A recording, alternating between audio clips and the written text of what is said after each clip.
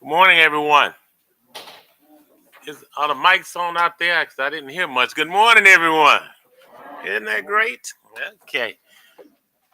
Delighted to be here this morning. At this time, we're going to jump right into our ambitious schedule and call the Academic Affairs Committee to order. And I'm going to turn it over to Dr. Leon Tarver. Dr. Tarver. Thank you, Mr. Chairman. Mr. Secretary, will you call the roll call, please? Yes, sir. Dr. Leon Tarver II, Here. Mr. Sam Gilliam, Attorney Jody Amity, Here. Mrs. Maple Gaines, Mrs. Ann Smith, Present.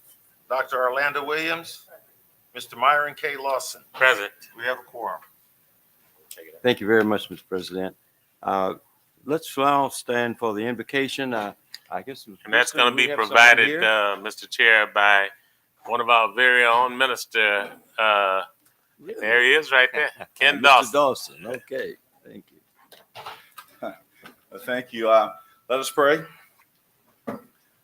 Father, as we come this morning, we thank you, oh God, for all that you continue to do and all that you've established in us and with us through your name. Father, we thank you that your name is majestic in all the earth. As we come this morning, oh God, we give you thanks for your word. For your word tells us that to whom much is given, much is required.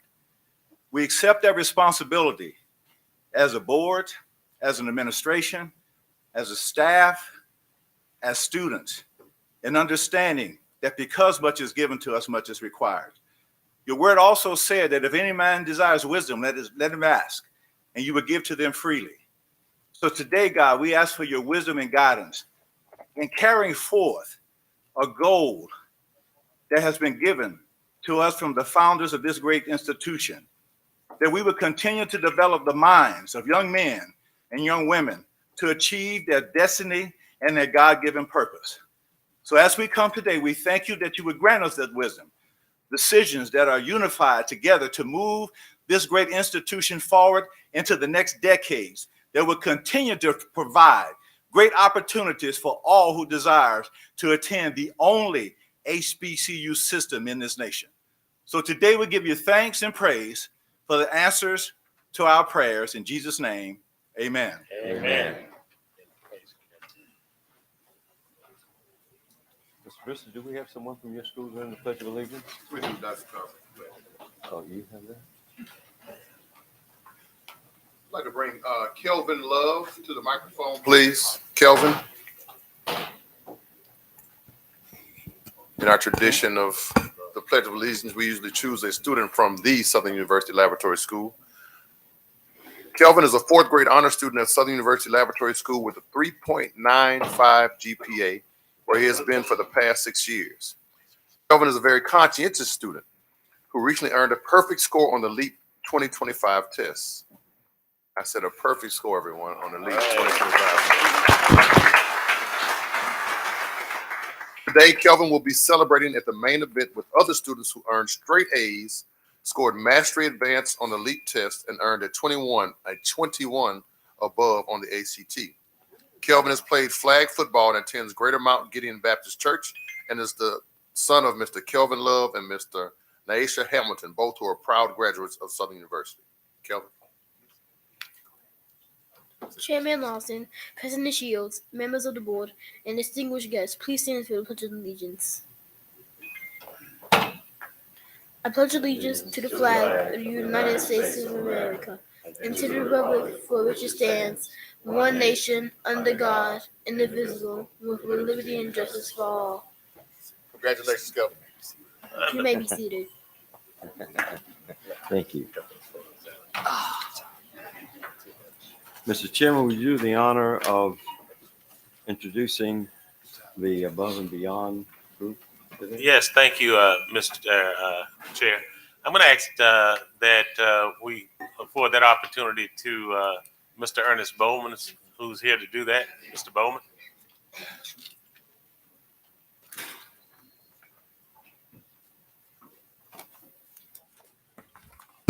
Chairman Lawson, President Shields, I stand to present to you a little bit about the person we've chosen, Miss Golden Smith, whom we call Miss Goldie. has been employed with the Department of Residential Life and Housing for 30 plus years.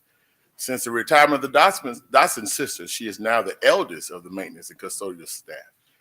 Interacting with her is likened to being around your own mother or grandmother. She has a way of getting others to work. What she doesn't know is that I purposely pair her with employees who are, shall I say, not so quick to move. But I know for a fact, as long as she's working, they will be working, whether they want to or not. The hallmark of Ms. Goldie's contribution is the way she greets the residents and even her fellow coworkers. As we are aware, our students are faced with struggles that could very well take them over. Hundreds of them have said to me and others how her high-pitched voice and a true Southern dialect saying things like, "Good morning, darling. Oh, your hair is so pretty. How's your mama doing? Oh, you sharp today. What I'm gonna do with you?" has made their day, has given them a push to go on. So I'm proud to say that Miss Goldie Smith is deserving to be recognized.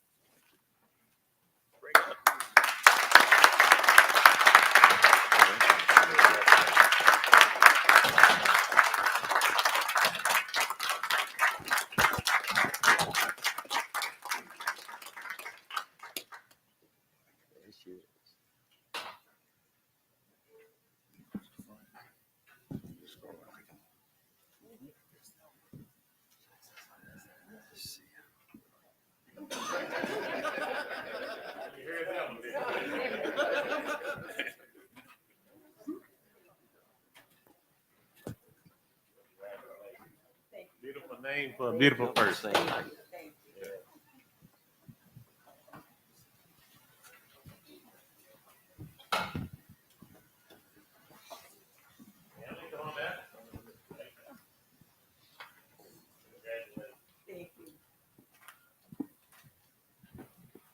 to present this to a well-deserved person. Thank you for your dedication and service, and especially your love that you show to so many. Sweet to me.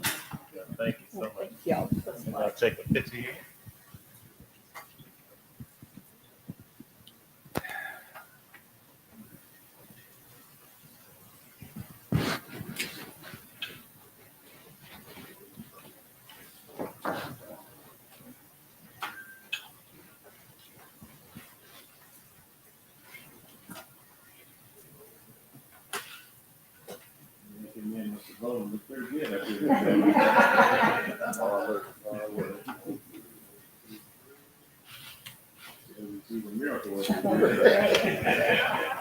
Thank you so much.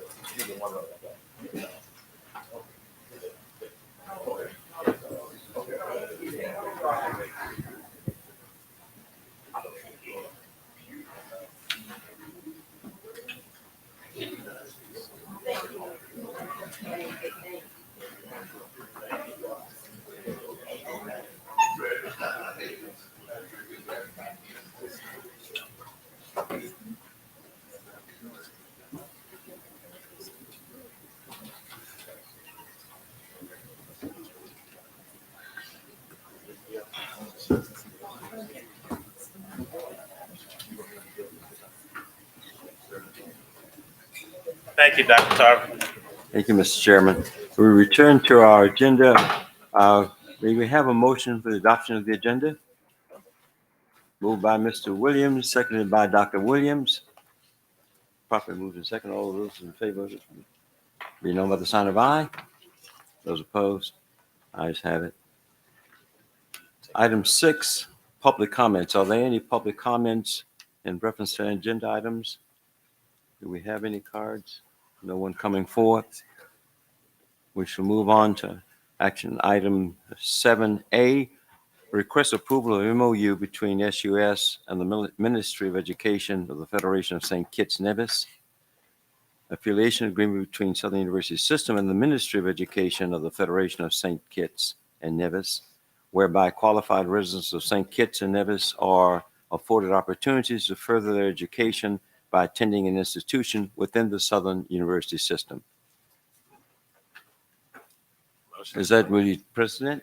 You want to get a motion and then we'll discuss? Okay. Is there any discussion? Is there any other presentation at this time? Well, we have a motion to adopt this item, action item A. Again, motion by Mr. Gilliam, seconded by Mr. Fondell. Discussion, if you will. Can we get some to come up, Mr. President? Yes, we Discussion. can. We have the delegation, please. Yes. We'll take some I pictures. believe you're sitting out here. Yes. Okay. You want to say something, maybe? Huh? Yeah, you gonna take it? Everybody can go for this. Board members, if you care to join us here in the front.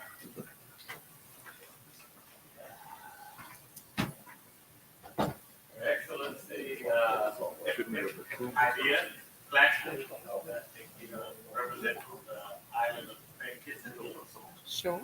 Please, address the record. So say a few words. Yes. Okay.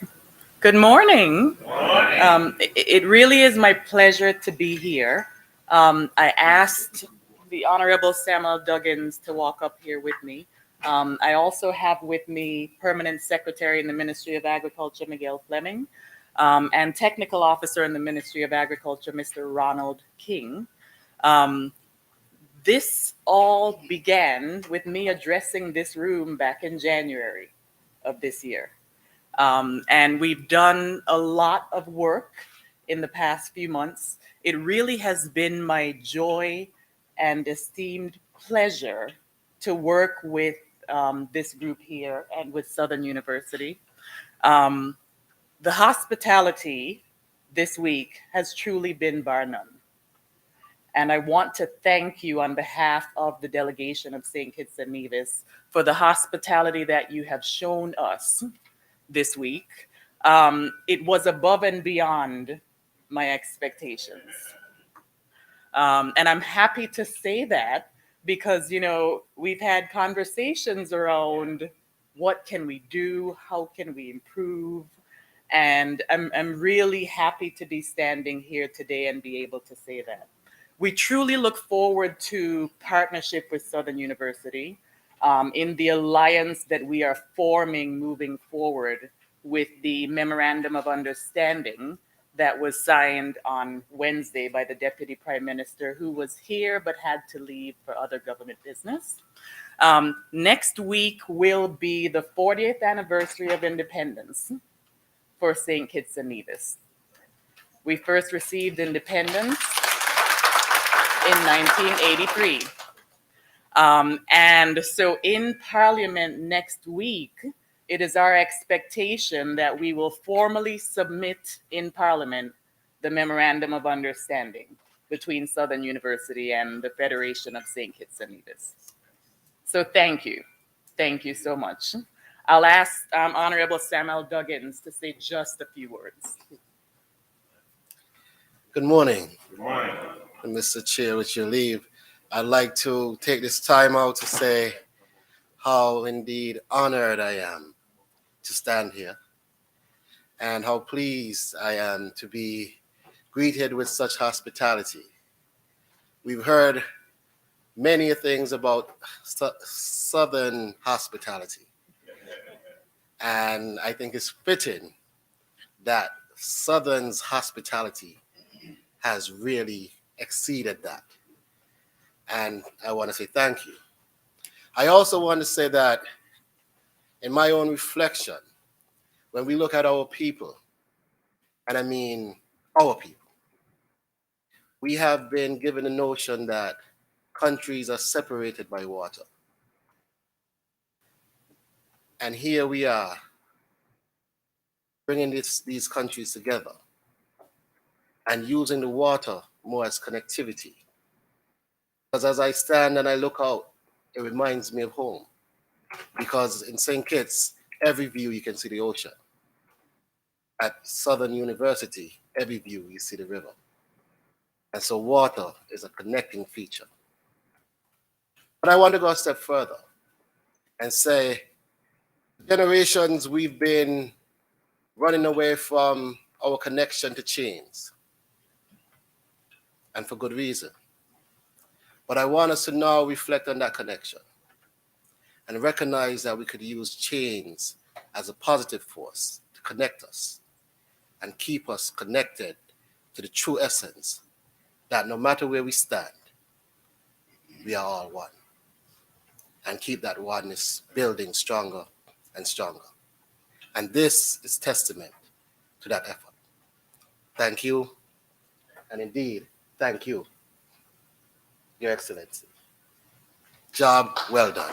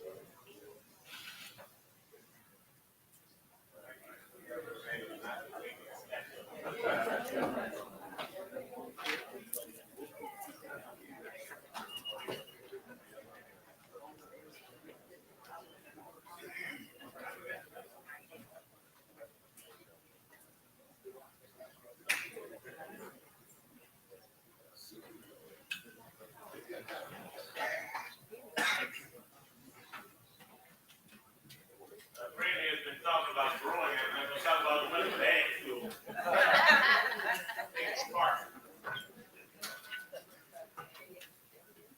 Oh, absolutely, absolutely. Excuse me.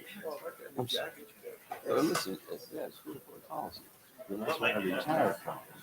Yes, sir. The School of Public Policy. Oh, yeah. Nelson Mandela School. Yeah. Get my glasses. We return to our agenda item. Do we pass that motion? Okay. We were attempting to make a motion. I think we probably need to reintroduce that Yeah, we this didn't time. carry it, I don't think. Yes. So the motion was by Mr. Gilliam and seconded by Dr. Williams to approve action item 7A. All of those in favor and then on the side of aye. Those opposed, so ayes so have it.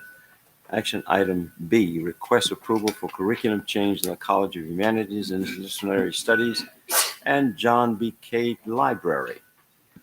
Who would be Mr. Chancellor? Good morning. Morning. Members of this honorable board, Dr. Tarver. This was an item that had been discussed throughout the university. The committee chaired by Dr. Igletu, they studied it, they collaborated. It was really a collaboration involving many people, and the recommendation was to make the changes related to the College of Humanities and Interdisciplinary Studies and include the John B. Cade Library in some of those changes. I'm not a humanities expert, but I relied on those experts who all seem to concur with that. And my recommendation to you is to accede to the wishes and the good educational sense of those people who know a lot more about this than I do. And I wish that the board approve this recommendation. You hear a call for motion. We hear a motion to approve this recommendation. Mr. Fondell, and seconded, we got a motion by Fondell and seconded by Mr. Amity. All of those in favor, let it be known by the sign of aye. Those opposed, the ayes have it. We move now to action item 7C, request approval of endowed professorship recommendations of faculty members who have been nominated and meet the criteria for eligibility. For SUBR, Mr. Pierre. Yes. So, as you may know, one of the issues facing the Baton Rouge campus is making sure that we have faculty members that met the requirements for the endowed professorships that obviously you know very much about because you kind of started us down this road, Dr. Yeah. Tarver, and it has grown. And the various committees associated with that at the various college levels deliberated, made recommendations. There's still some endowed professorship opportunities that need to be filled, but they seem to not want to just flood it with people that did not meet the criteria. So one of the things I want to go back and work on is to figure out how we can help fulfill those requirements and to make sure those endowed professorships are filled. And they cut across various disciplines, business, public policy, et cetera.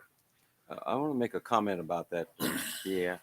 It seems to me that this has been a problem over the duration of the last 2 decades in trying to fill many of these vacancies. I suppose that one of the problems we have is the standard set by the Board of Regents on what should constitute a qualified candidate for such jobs, because oftentimes there's a disparity between the demand of qualifications and the amount of money that's available. And the amount of money that we have is much less, for example, than it is at a school like LSU. You can't really compete in that regard. And I'm going to suggest perhaps we need to review those qualifications with an eye towards trying to find something more relevant to the needs of Southern University as opposed to the generalized needs of the Board of Regents as they see it. I wish you would take a look at that. I certainly will, sir. Okay.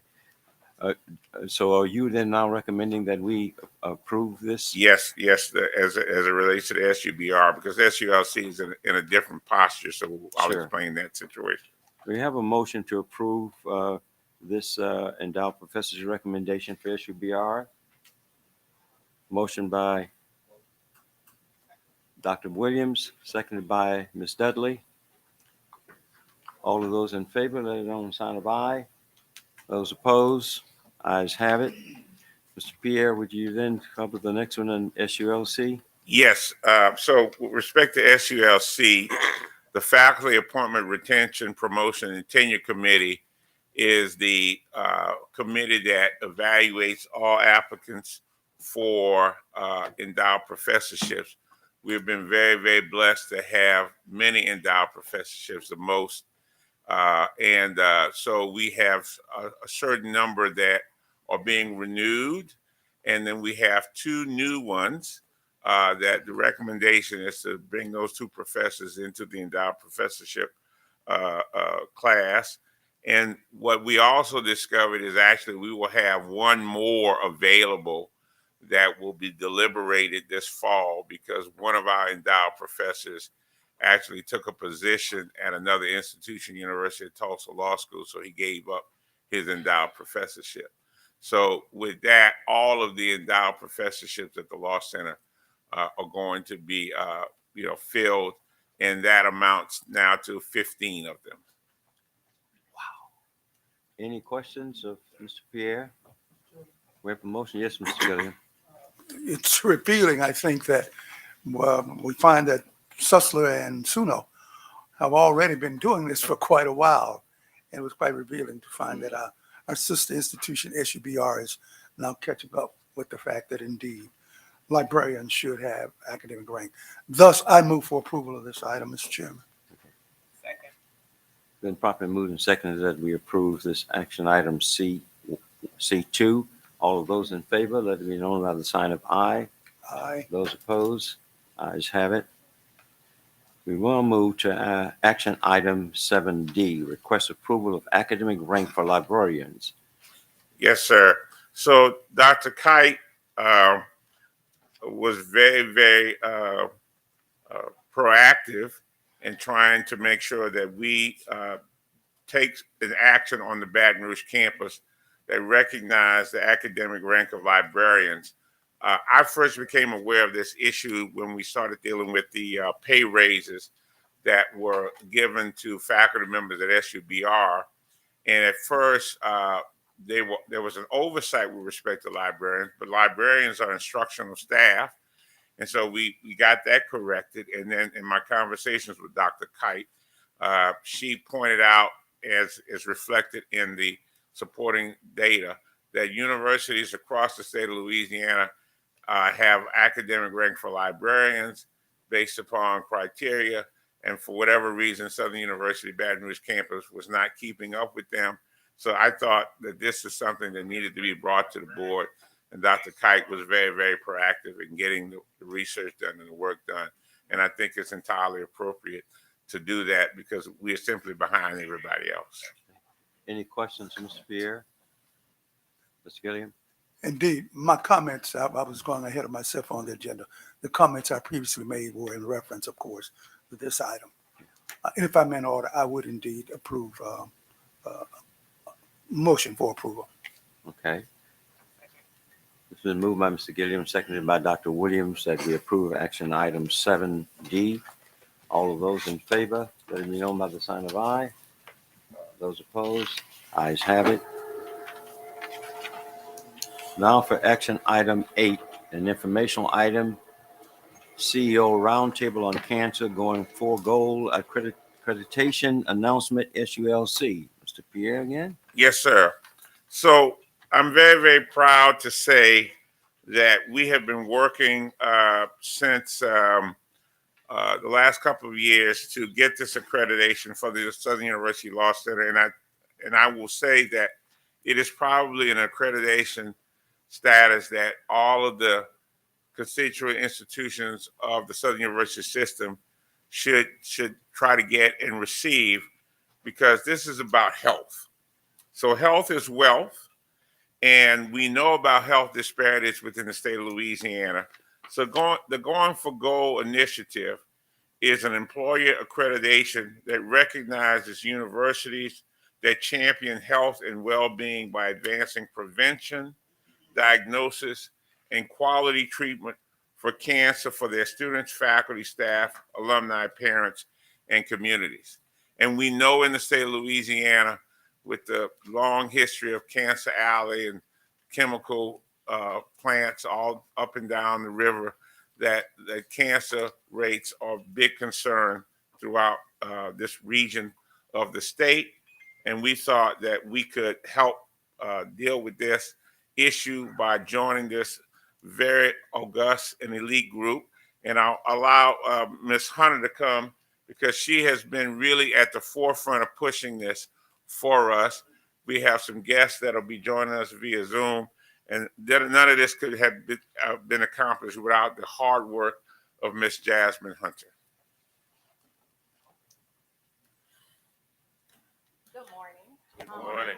As Chancellor here said, we have been working since 2022 on this. We first met with Joya Harris and Mary Liz Rich with the CEO Roundtable on Cancer, and we thought, with all that's going on in the Southern University system and around Baton Rouge, we needed to jump on the bandwagon.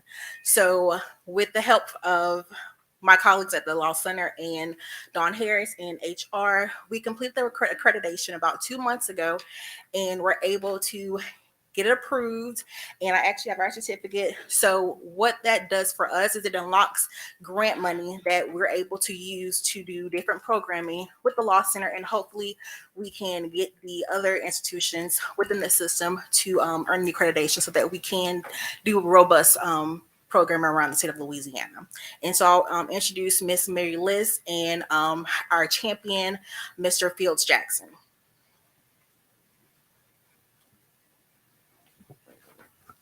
Good morning. Morning. Thank you, Jasmine, for the introduction. And I'm not going to try to introduce Fields because I don't think he needs an introduction. However, Fields, I'm going to toss it over to you to get us going on this conversation today. And thank you all for having us and sharing time with us today. Thank you, everybody. Hey, guys, I'm on the road. Can everybody hear me? Yes. I'd like to thank Southern University Law School and Jasmine and Chancellor Pierre, the CEO Roundtable. I think we made the introduction a couple years ago, and Mary Liz will go over the organization. But I'm thrilled that you now have the accreditation with this group. They represent it, and thank you. I was just down on the campus. I was there. I think Board Member Shorty, I see him there, was down on the field. Dr. Stewart showed us, me and my wife, a tremendous time on the campus. Even though you lost the game, I thought I was about ready to run out on the football field and join the activity. So, but I think this is an outstanding organization. They have a lot of partners that I believe can also not only partner with the Southern Missouri Law Center, but also all your other system members. So I'm excited about this. And again, I'm looking forward to not only having Mary Liz share this information, but also bringing this to all the other system members that are on the Southern University system. So with that, I'll turn it back over to Mary Liz.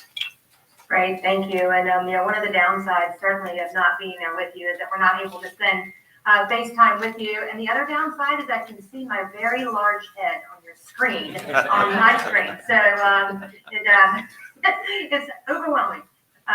Thank you so much. This is quite a privilege to share time with you here today. The CEO Roundtable has had the pleasure of working with Fields. I think since we began this relationship right in the middle of the pandemic, at the top of the pandemic, Fields is whenever we first started talking with you, and we started talking about our program of work around going for gold, our gold standard accreditation. And I'm just going to give you a little bit of background of the Roundtable. Jasmine, if that's okay? Yes. Just a bit of background, great. So I serve as the president for the CEO Roundtable on Cancer. The person that should be here today is unable to be here, and that's Joya Delgado Harris. She's my colleague here. She's executive director of the CEO Cancer Gold Standard, and today she is sitting in the seats on behalf of patients, cancer patients around the country, and she is working with the Cancer Prevention Research Institute out of Texas, which is part of our NCI and NIH, and Joy is a peer reviewer there for research grants, and so we are thrilled that she's able to, represent patients also as a survivor, and she's also part of working with the CEO Roundtable on Cancer. And Joy and I met, by the way, whenever we worked together at the American Cancer Society, which actually brought me to the Roundtable. And the CEO Roundtable began in 2001. It was actually a call to action from the then President George H.W. Bush. But noting here, we are not a political enterprise. He was actually 12 years out of the Oval Office whenever he began the call to action around cancer, cancer prevention, and awareness. And he did so in a fashion of reaching out to CEOs to do something about cancer within their employee structure. His thought process and his wife's was that they had lost their daughter at the age of 3 to cancer, and they felt like that the journey around cancer and cancer prevention really began with the employer. A bit of the kind of the first, I liken it a bit to the first acts around the Affordable Care Act, placing the burden of your employee health on the employer and having the employer address it through their benefits packaging. The call to action began then. He reached out to then Bob Ingram, who is our founding board chairman for the CEO Roundtable on Cancer. He passed away at the end of March. At that time, he was the CEO of GlaxoSmithKline. He went on to serve on the White House Cancer Panel and many other aspects in his journey around oncology and a champion for patients. He actually lost his battle to cancer, as I mentioned earlier, in March. It was a 5-year battle. But this is a program that was near and dear to his heart and engaging companies around wellness and health culture. And in 2020, in January 2020, we launched a program around our accreditation. And that's what we're here to celebrate with you today. You have achieved gold standard CEO Cancer Gold Standard accreditation, and we realize that accreditation in the academic setting often is a non-starter conversation. Southern University Law Center jumped in, took the plunge, and readily received the challenge to become a premier institution around addressing the health and well-being of not only your faculty and staff, but also of your students, your alumni, your community, and being a flagship around cancer well-being, cancer health, cancer prevention, cancer survivorship, and general overall health and well-being. So we cannot be more excited about this opportunity and partnership. While it began with Phil's making that introduction, we started out talking with Marla Dickerson, Chancellor Pierre, Jasmine Hunter was so instrumental in helping this to come to be, along with Dorothy Parker there on your campus. And this is just the beginning of a tremendous amount of partnership, because how the accreditation works is that this is a flag in the sand for you as an institution, and that you represent to your community, to your state, to your region, where you stand on health, but also it helps us to bridge partnerships with you, innovation with you around oncology, oncology health, of course, your law center, health policy. And a big component of what we do, while we do not lobby nor create any type of lobbying packaging, we do create advocacy. And we do create instrumental work that influences legislation on the Hill through our work that we do in concert with you, as well as our many other partners. The accreditation here that you are being awarded, we call it, it's more of not really an award, it's really an achievement, because it is a very difficult challenge. However, I've got to share here that you are the third and only third employer to achieve accreditation in the state of Louisiana. And you did so with amazing colors, and that is you achieved 95% out of the total of accreditation standards. And that is one, outstanding, but also one of our biggest hurdles that many institutions face. And I'm not saying institutions, I'm saying corporations, for-profits, nonprofits, academics, etc. One of the biggest hurdles that it faces, especially in the South, is tobacco. The tobacco cessation program of work within the accreditation is monumental in reducing the burden of cancer, and you step through that without hesitation and without any problems whatsoever in addressing how you address it on your campus.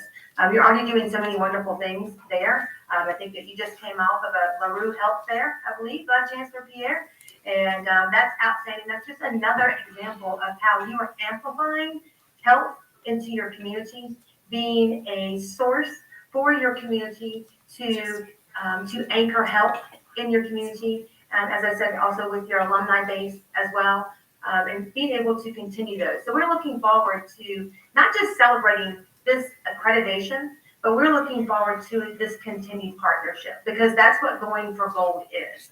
It's not a we did this, we achieved it. This is how do we continue to foster this approach into our community? How can we continue to help you and work with you, partner with you, ideation, some of the work that we're now doing with the enterprise out of DC, the National Minority Quality Forum. We're looking forward to advancing the Cancer Moonshot. We're actually playing a critical role along with them, and you will hopefully be working with us as we continue to advance that moonshot. Again, that moonshot is not a one-time scenario. That's us all rowing together and having opportunities to work with Southern University Law Center to help advance the ideation and the innovation around elements that impact oncology and oncology health in your marketplace will be hugely important.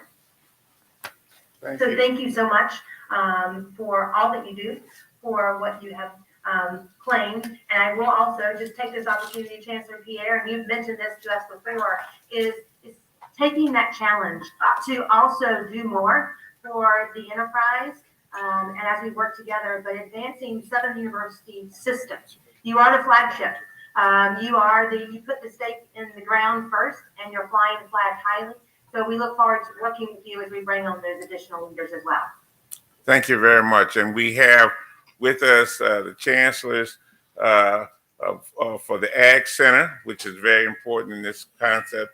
Chancellor Gant from Susler, Chancellor Ammons from SUNO, nursing programs at all three major cities in the state of Louisiana, Southern University of Baton Rouge, Southern University of Shreveport, Southern University of New Orleans.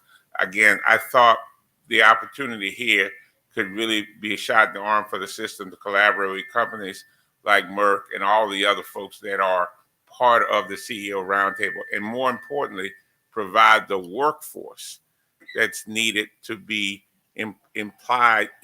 imported into this, especially from a diversity standpoint. So we thank you for this opportunity. Thank you. That completes your presentation. Can I make Mary Liz, before you jump off, and thank you, Chancellor Pierre. And I had a chance to visit the SUNO campus, so Dr. Kim Rujan and Dr. Jackson, they took me on a tour of your medical facility. Again, part of this is the opening up not just to the law center, but all of the partners. And again, we would love to have them join. But what I saw was the corporate partnerships that we can now touch base with. So, Mary Liz, can you go over some of the folks, because this is the who's who of the pharma industry, that I believe are open to not only meeting with your system, meeting with your students, meeting with your faculty, meeting with your staff, and helping them solve some of these issues around the world. But Mary Liz, can you kind of share just some of the folks that are part of this network? Sure. Do I have some more time? Are we okay on time? Cutting it close. Okay. So we work with companies mainly in the life science sector. Companies such as, you've heard of them all, Sanofi, Pfizer, AstraZeneca, J&J, Merck, Amgen. But we also work with smaller biotech companies as well, which are hugely important to the ecosystem. And we're now expanding. We're not a huge enterprise. We're not a large box nonprofit. We are a small think tank ideation partnering enterprise that works on projects with partners that help to bring together ideas, really honestly, to solve problems together with the life science community that they can't do, shouldn't do, or wouldn't do alone. And bringing together that in conjunction with you, in conjunction with your other universities, is a critical element to addressing the burden of cancer. We are expanding a bit, as I mentioned, to grow into the financial, transportation, retail health, and technology sectors, all of which impact in the ways they impact the cancer ecosystem. But we don't want to grow much bigger because we appreciate the value exchange that we are able to bring to the table by being nimble and being able to move things swiftly alongside with you. So we see ourselves and been working with you as a collaborator, a convener, and a catalyst, and helping to initiate ideas, innovation in oncology and your nursing program, your ag program, your nutrition side. Those are all elements that impact the patient health, and our look ahead in prevention, early detection, survivorship, and certainly advancing clinical trials. Thank you, Dr. Tarver. Thank you. We're now moved to item number 9, which is other business. Is there any other business before the committee at this time? Hearing none, may I have a motion to adjourn? Moved by Ms.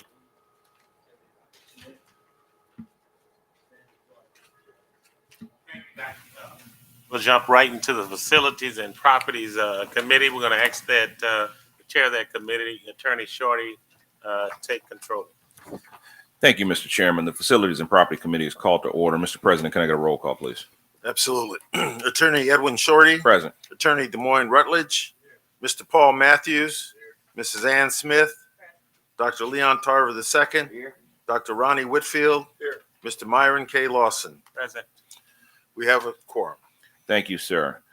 Can I get a motion to adopt the agenda? Moved by Dr. Whitfield, seconded by Mr. Matthews. The agenda is adopted. Are there any public comments? Any comments relative to the Facilities and Property Committee? Seeing none, we will move on to our action item 5A, request approval of preliminary fiscal year 2024-25 capital outlay submission recommendations. Mr. Dawson. Yes, sir. Thank you, Facility Chair Shorty, Facility Committee, Chairman Lawson, Solicitors Board, and President Shields. As you see, we went over this last month. And this is the recommendations that we're moving forward with for our capital outlay process at next session. As you know, our goal was to, and President Shields made sure that we got it to you early.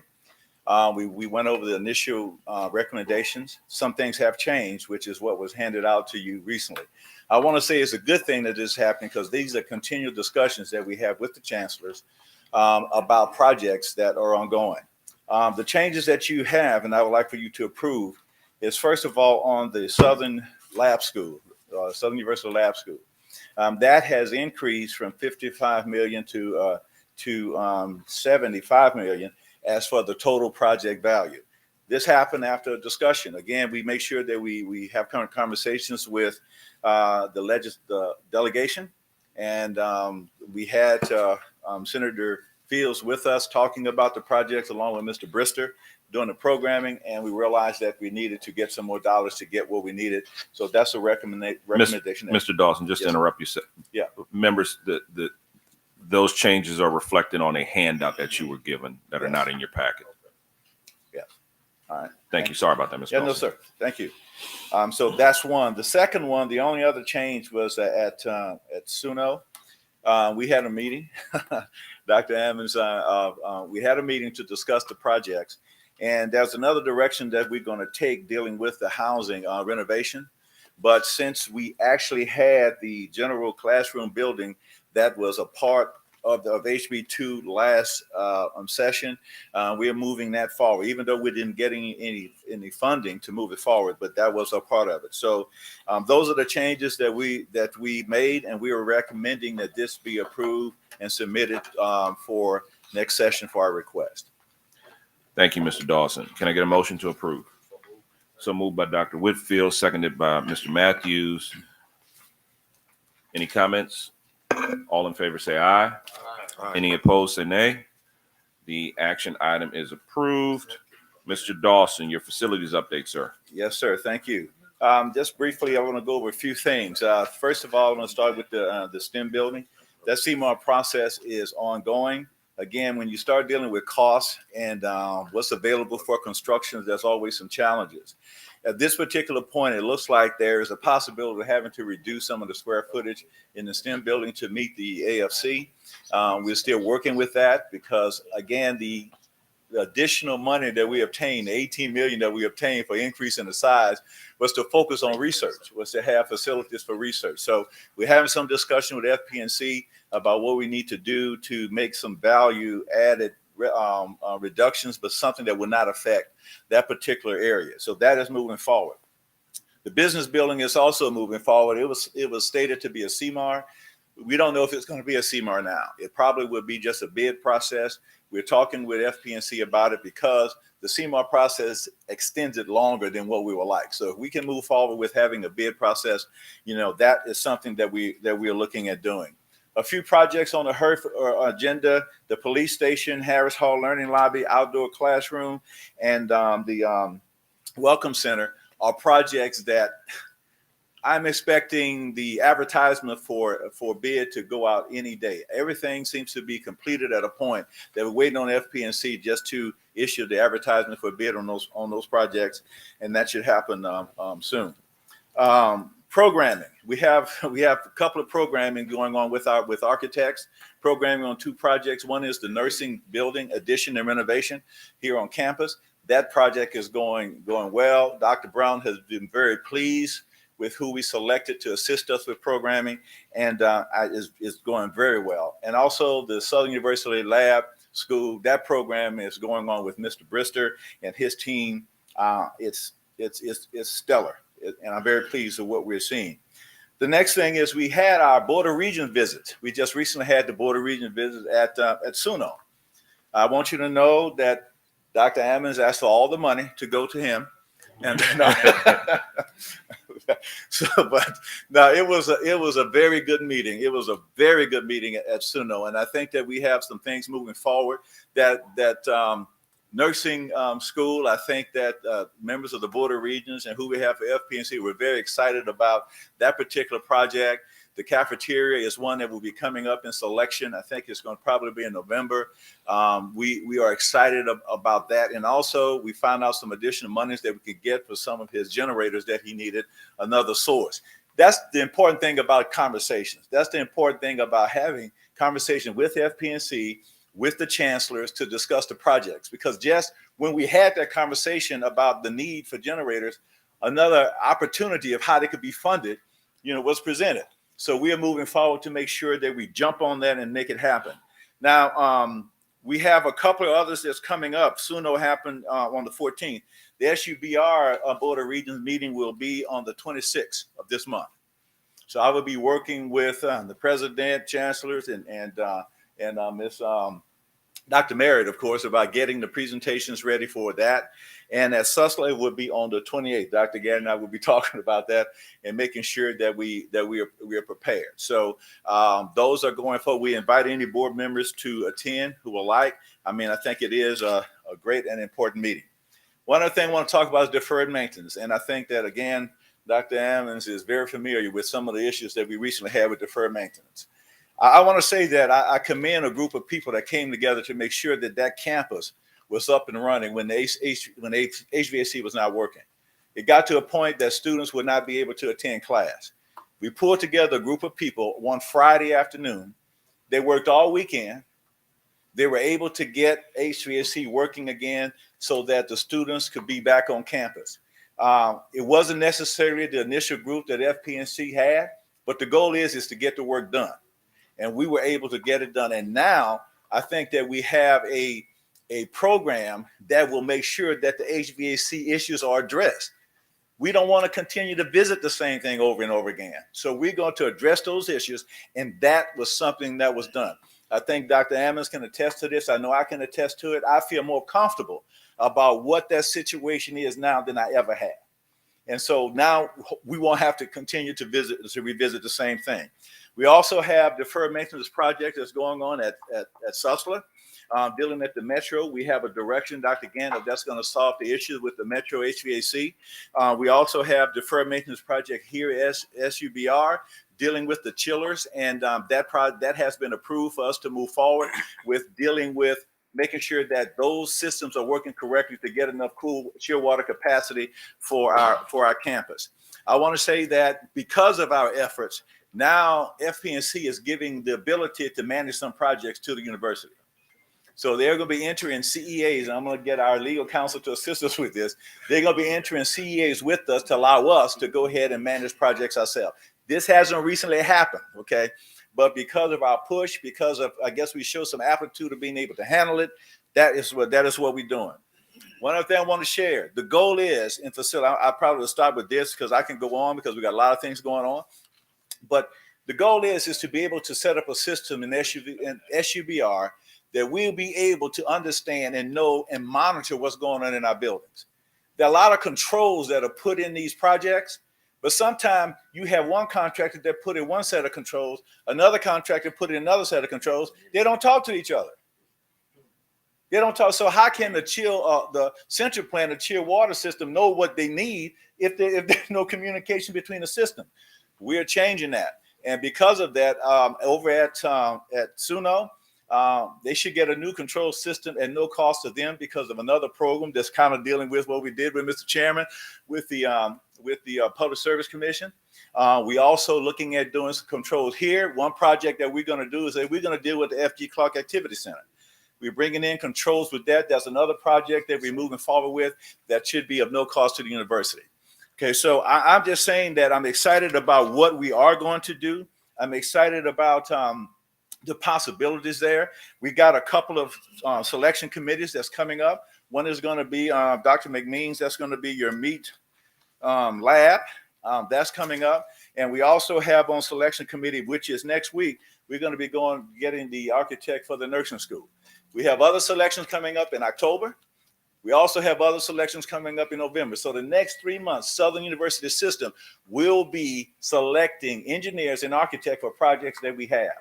So I just want to say thank all of you for your support, because without the support of the chancellors and the administration, we couldn't do this. But I'm excited about where we're going to be standing in the next year or so. Thank you.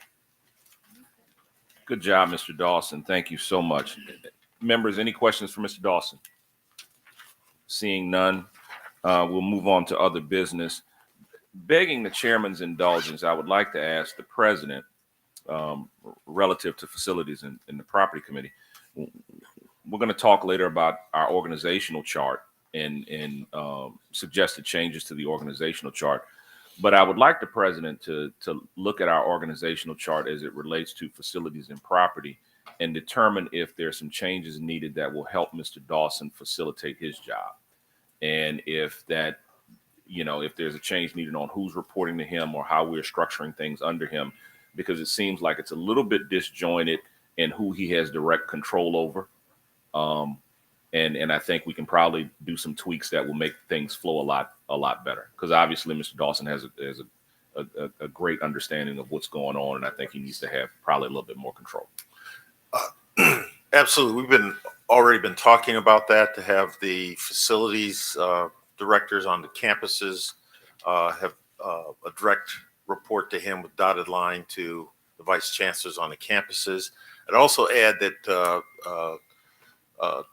Mr. McClinton beat me up and convinced me to add a couple of staff members for Ken Dawson. Yeah. So that we could monitor these projects that are being built and avoid some of the prior snafus we've had with new buildings going down much too quickly because we didn't monitor what the contractors are doing. Awesome. So I think we're getting better. And I would just add the energy and expertise that Mr. Dawson brings to the table is having a phenomenal impact across the system. And obviously the leadership of Mr. McClinton is real important in that way. Over the next 3 to 5 years, they're going to transform the way each of our campuses look. And that's a tribute to the legislature and the governor, but also the hard work and excellent work that those folks are doing. Thank you, sir. With that, I would entertain a motion to adjourn. So moved by Dr. Whitfield, seconded by Ms. Smith. We are adjourned. Thank you, Attorney Shorty. We'll go directly into Finance Committee. Next, the chair of that committee call it to order, Dr. Orlando Williams. Thank you, Mr. Chair. I would like to call the Finance Committee meeting to order. Roll call, please, Mr. President. Yes, Dr. Williams. Dr. Orlando Williams. Present. Mrs. Ann Smith. Mr. Sam Gilliam. Mrs. Christy Reeves. Attorney Des Moines Rutledge. Dr. Leon Tarver II. Mr. Myron K. Lawson. Certainly. We have a quorum. Thank you. I'll entertain a motion to adopt the agenda. Moved by Ms. Reeves, second by Mr. Gilliam. All those in favor? Motion is adopted. Are there any public comments? Seeing none. Item 5, informational items. The financial report is attached to your documents that were sent last night. There's any other business to come before this committee? I'll entertain a motion to adjourn. Moved by Mr. Gilliam, second by Ms. Reeves. All those in favor? Motion passes. We stand adjourned. Dr. Williams. Okay. Want it done, look for a woman. They say in the Baptist church. Okay, governance. I'm going to ask that the vice chair take charge of the committee in the absence of his chair. Dr. Talbot is enjoying his annual celebration as the head of the National Baptist Convention. I don't think he wanted to miss his celebration night for this meeting for more reasons than one.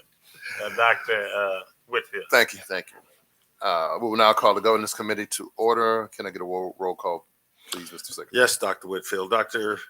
Reverend Dr. Samuel Tolbert, Dr. Ronnie Whitfield. Present. Mrs. Christy Reeves. Attorney Edwin Shorty. Dr. Leon Tarver II. Mr. Jaron Young, Mr. Myron K. Lawson. Present. We have a quorum. Thank you. We will now move to item 3, adoption of the agenda. Do I have a motion? So moved by Attorney Shorty. Second, anyone? Second by Christy Reeves. Here no changes. Agenda is adopted. Public comments. We do have one public comment. Is Tracy Washington still here? Ms. Washington. And I'll remind you, Ms. Washington, we do a 3-minute limit, and the items are to be pertinent to the agenda at hand. Thank you.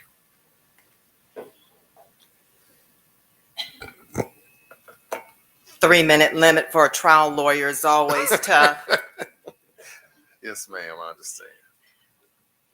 Attorney Shorty knows this real well. Good morning, and thank you for this opportunity to speak with you and address you. It's been a minute since I've been to the Southern University System meeting, wearing a different hat at the time, but because the Americans with Disabilities Act was on the agenda this morning, I wanted to address Southern University System as a larger ecosystem and maybe place a challenge to us. And I say us because I wear several hats here with Southern University System.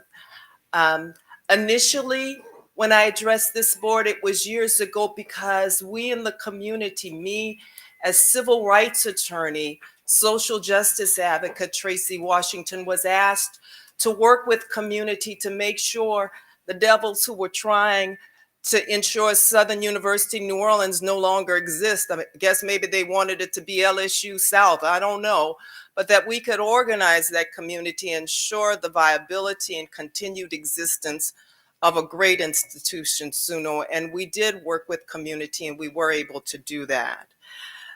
Several years ago, I guess it was in 2021, Chancellor Pierre, whom I'd known and worked with for several years, still wearing that hat as civil rights attorney, asked me to join your faculty at Southern University Law Center, and I so appreciate that. And we've worked together, and so I've been honored as a PWI girl in an HBCU world to work with you all in that role, and now as a student.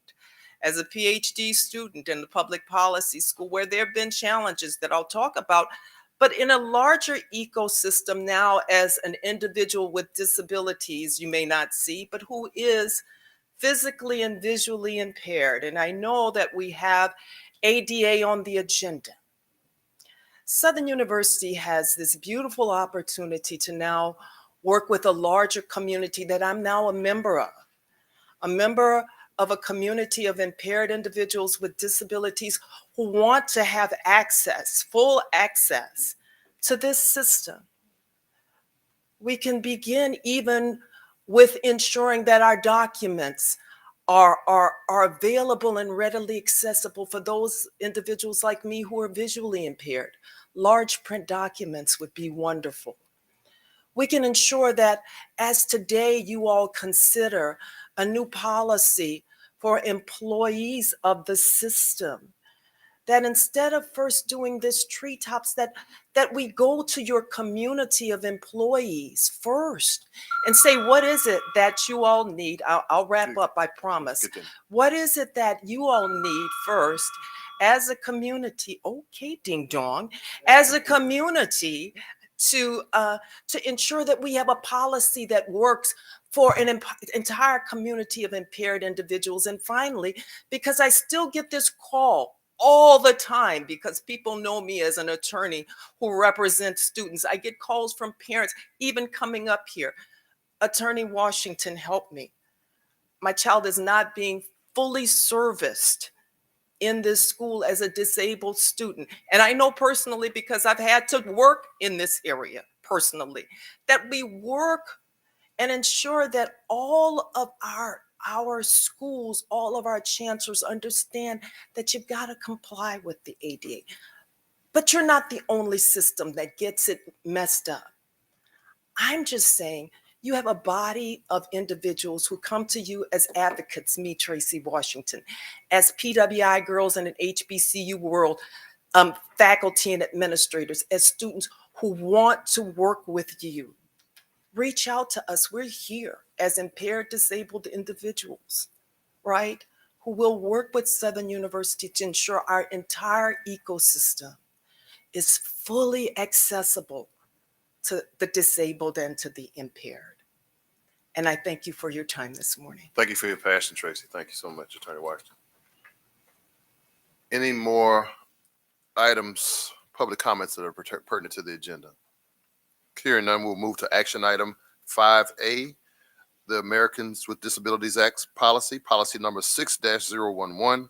This policy is to outline and unify the system standards and procedures for ADA compliance in regard to the Americans with Disabilities Act of 1990.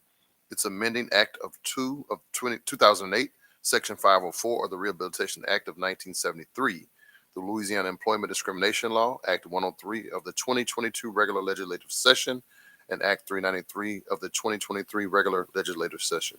To have a motion to accept the no? So move. Attorney Shorty. Second. Anyone? Anyone? Jerron, we have a second. Any discussion? Hearing none. All those in favor? Vote. Any objections? Moving on to action item 5B, risk management policy number 12-003. This policy is to inform risk management policies and procedures throughout the system in order to achieve better compliance in an effort to protect system employees from accidents and to reduce the system's insurance costs. Let me just, we'll just move to, so move. Motion second, Jerron. Any discussion? All those in favor? There's a lot of excitement behind these. I can tell. All those in favor, say voice by saying aye. Any objections? Hearing none. And finally, as you all have at your desks, request of approval of the 2022-2023 board self-evaluation. Dr. Penning, would you care to make any comments about the board self-evaluation?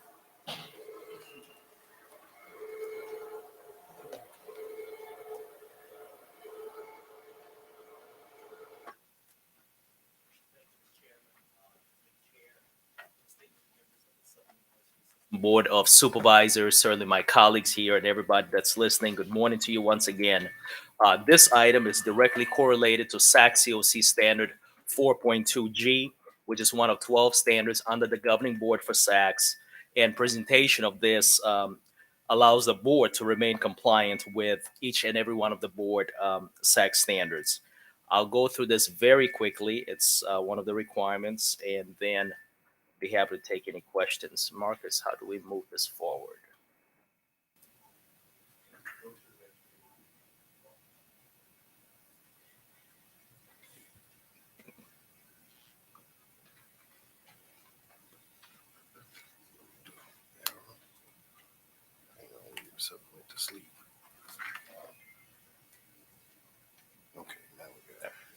Good. Okay. And I'll go straight to the open-ended questions that kind of wraps it all up together. There are only 6 of them. Question number 1, what are the board's greatest strengths? And this is based on the 22-23 survey that all 16 board members participated in. Thank you very much. The top 3 items are as follows. Number 1, as an aggregate, the board ranked its commitment to advancement of the Southern University system, its campuses, the missions as the number 1 item.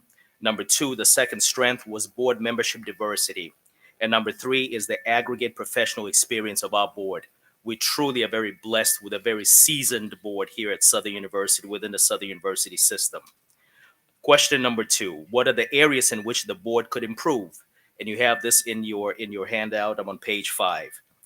Number 1 area that the board acknowledged for improvement would be placing a greater focus on customer service and also on student outcomes across the Southern University system, especially in the area of enrollment, retention, graduation rates, and the whole notion of student recruitment and onboarding. The second area that the board acknowledged was placing a greater focus on fundraising and marketing the entire Southern University system and its campuses. And the third area for improvement that the board acknowledged was greater communication and engagement. Question number 3. What are the major accomplishments of the board in this past year? As an aggregate, the number 1 response was the Southern University system and its campuses successfully navigating the COVID-19 pandemic. Item number 2, the selection of our current board chair and the board retreat that was most recently held. And item number 3 was the selection, the board acknowledged as an accomplishment, was the selection of the permanent chancellor for the Southern University Shreveport campus. Dr. Gant, once again, congratulations. The next item, as a board member, I am most pleased about. The number 1 item that was listed was board advocacy and engagement during the 2023 legislative session. And our board members were active, and we accomplished many great things for the entire Southern University system. Item number 2, board collaboration, leadership, and chair selection. And the number 3 item was the alumni support that board members see, throwing their support behind every single one of our campuses. Question number 5. As a board member, I am most concerned about, number 1, the future direction of the Southern University system and its campuses, 41%. Number 2, student outcomes across the Southern University system, specifically enrollment, retention, and graduation rates. In addition, the notion of the registration and onboarding processes was listed. And the number 3 item that the board expressed its concern over is the brain drain that has recently occurred, especially as it relates to faculty and staff retention. And finally, question number 6, I recommend the board adopt the following 3 goals. The board as an aggregate came up with 3 items, and I ranked the top 3 that they saw for this upcoming year. Item number 1, separating the position of president chancellor. Item number 2, placing a great emphasis or a strong focus on student outcomes. Once again, you hear the themes repeat themselves: enrollment, retention, and graduation rates, in addition to housing and campus life.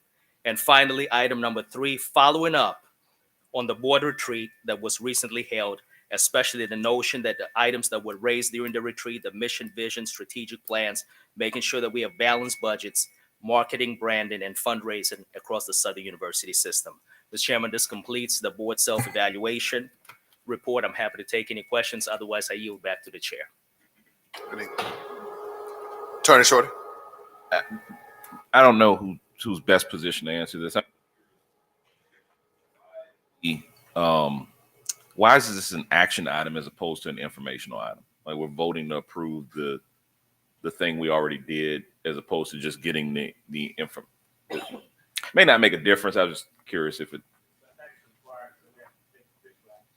Okay.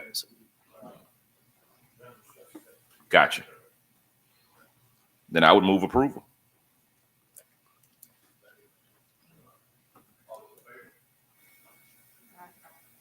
Aye. Any objections? It may be the air conditioning. Yeah, something wrong. Is it too cool in here?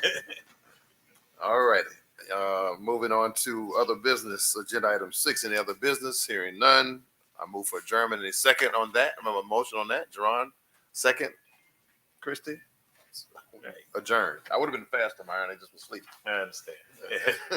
As long as you weren't the cause. All right. You go directly into Personnel Affairs Committee. Actually, the chair of that committee, the Honorable Sam Gilliam. Thank you, Mr. Chairman. Personnel Affairs Committee is hereby called to order. Mr. President, please give us roll call. Most certainly. Mr. Sam Gilliam. Present. Mrs. Christy Reeves. Here. Attorney Jody Amity. Mrs. Azelle Dudley. Dr. Leon Tarver. Dr. Arlene. Yeah. Dr. Orlando Williams. Mr. Myron K. Lawson. Present.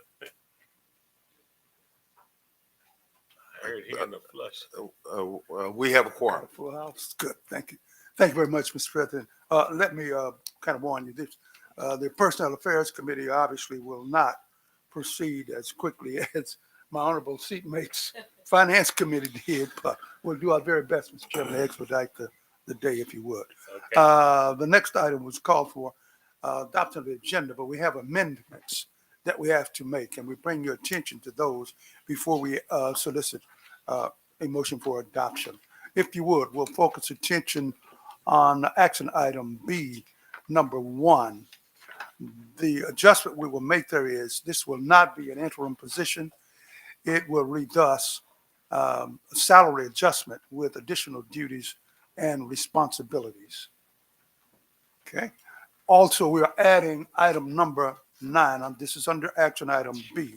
This will be called B number 9.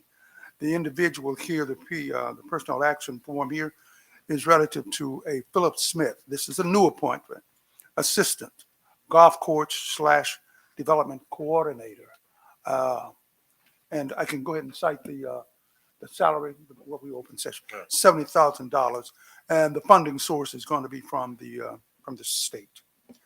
The other amendment to the agenda will be deletion of item E. Repeating, deletion of item E. I believe that includes all of the amendments and the revisions we need to make. That stated, Chair will solicit from you an adoption of the amended agenda. What is your pleasure? It has been moved by Dr. Williams and second by Ms. Dudley that the Personnel Affairs Committee will be approved as amended. Number 4 calls for public comments, and we have some. I'm sorry? Unanimous. Unanimous? Yes. Roll call I need on it? Yes. Okay. If you would then, Mr. President, we'll have you do a roll call. Mr. Sam Gilliam, Yes. Mrs. Christy Reeves, Attorney Jody Amity, Ms. Hazel Dudley, Dr. Leon Tarver II, Dr. Orlando Williams, Mr. Myron K. Lawson. Yes. It's unanimous. Thank you very much. Okay. Solves that, Council? Thank you very much. The next item calls for public comments, and we have public comments, and we will ask those who approach, please be cognizant of the fact that there is a 3-minute limit, and we will ask, please, that your comments be relative to certain items that are on the agenda. The first person that I have is Howard White. Mr. White, is he in the room? Okay. Sir, the podium is yours.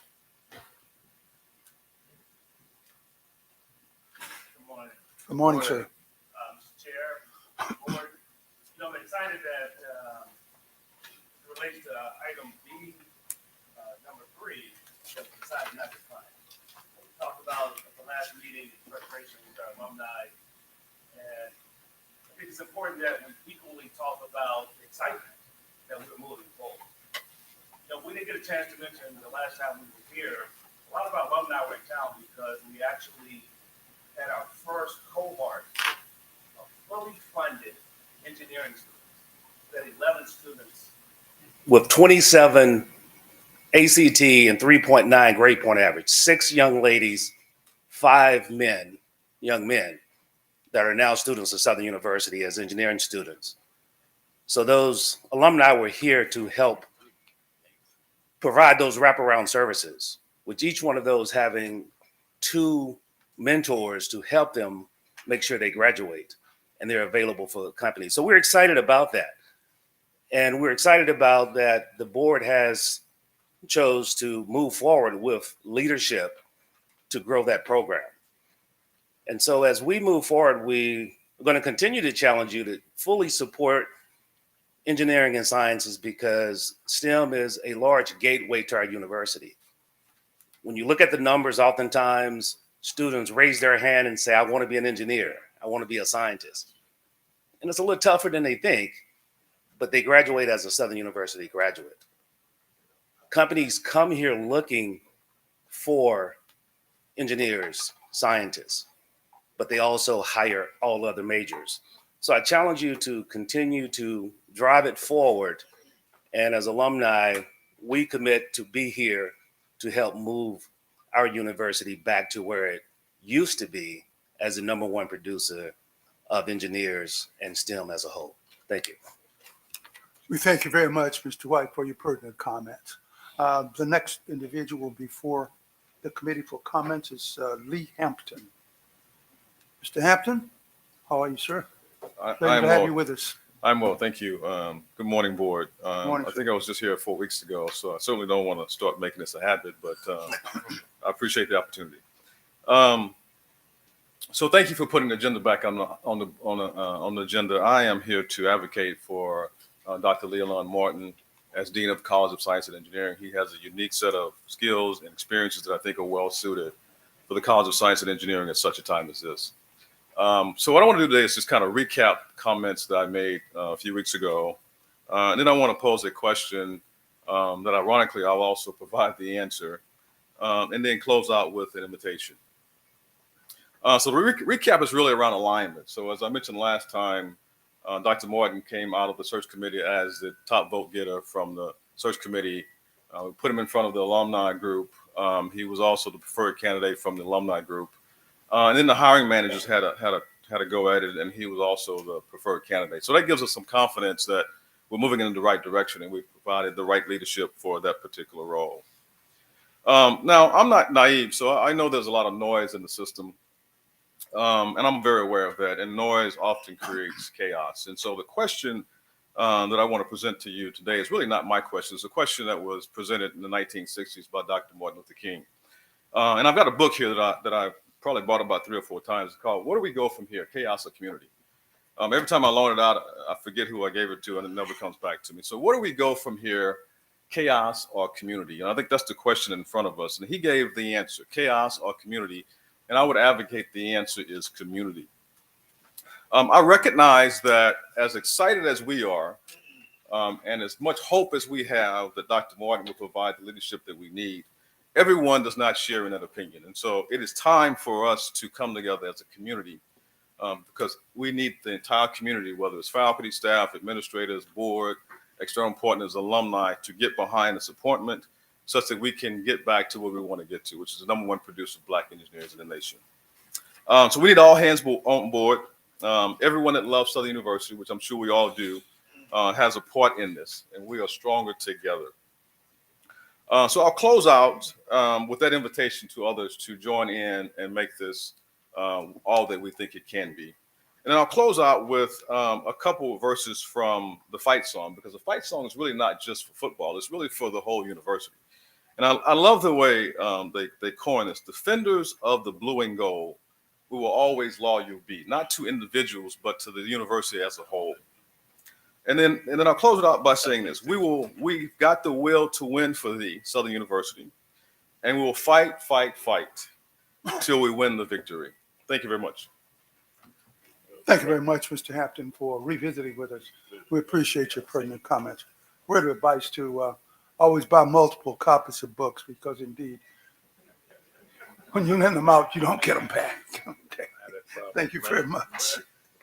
The next individual that is cited to speak before us is Professor Albert Samuels. Dr. Samuelson, please. I'm not the full board. Good. I will pass it on to Chairman Lawson. Are there any other individuals who have submitted cards for comments? If not, we will move on to our action items. And may I ask, as chair, we have quite a number of issues here, as you will see. First of all, I'd ask your consideration looking at action items A and B. Yes, who is speaking? Yes. Before we vote on the action item, I know this is. Can we get Mr. Douglas' mic on? I know this is I'd like to ask a question, and then I'd like to make a request. In B,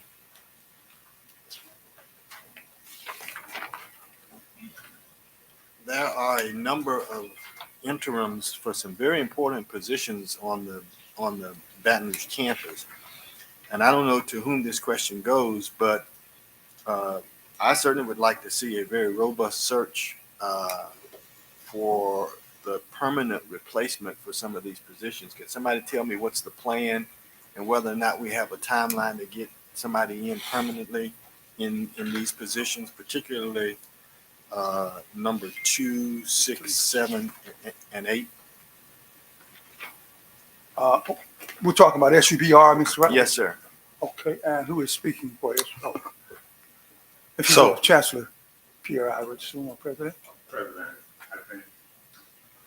So we are going to, with the approval of these interim positions, begin the process of putting together search committees for each of those positions and start executing on that process as quickly as possible. Thank you. Also, Mr. Chairman, I've not had an opportunity. I apologize. I had death in my family and I had to attend the deal last night and I couldn't attend the reception, but I've not had an opportunity to meet Dr. Martin, and I don't know whether or not all of the board members have. I don't know whether or not he's here or not. But would it be inappropriate, Chairman Gillum or Chairman Lawson, to ask him to come before we vote on this to make a few comments? I'd just like to. I think it's to appropriate. see who he Is is. he in the audience? I'd like to hear him articulate a vision. This is a very important unit. Come on up. If he in need of it, please. Don't be bashful. Pleasure to see the individual behind the CV that we took. Very It's a important pleasure of the board to academic meet you. unit here at the institution, and I want to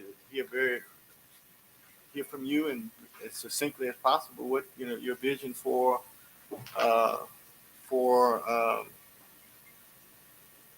this academic unit. Yeah, see. Absolutely. First of all, good morning. Good morning, everyone. I will apologize first because I'm going to forego the protocol formalities. You're all distinguished, so I just want to thank you for giving me the opportunity to speak with you and to tell you some very important things. I think the most important thing would be for you to know who I am and why I'm here. And so I want to thank everyone who has shown me support for being in this role. In terms of vision, in terms of philosophy, I would say my foundational philosophy is that I'm results oriented, and results come from processes, and processes are managed and operated and run by people.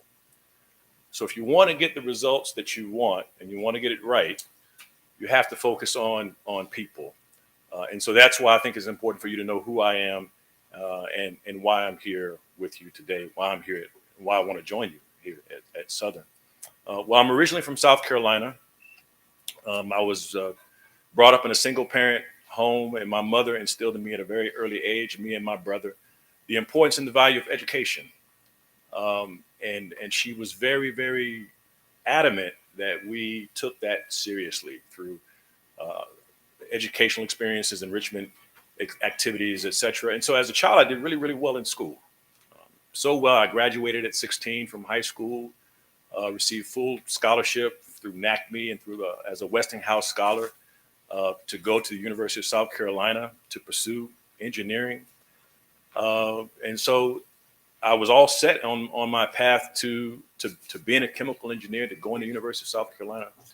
And so I started, and in the first 2 years of my college experiences, I did everything except what I was supposed to do. I had a good time, I partied, went to class less and less and less. And, after 2 years, I had lost everything. I had lost my scholarship. I had lost my internship. I had lost my confidence.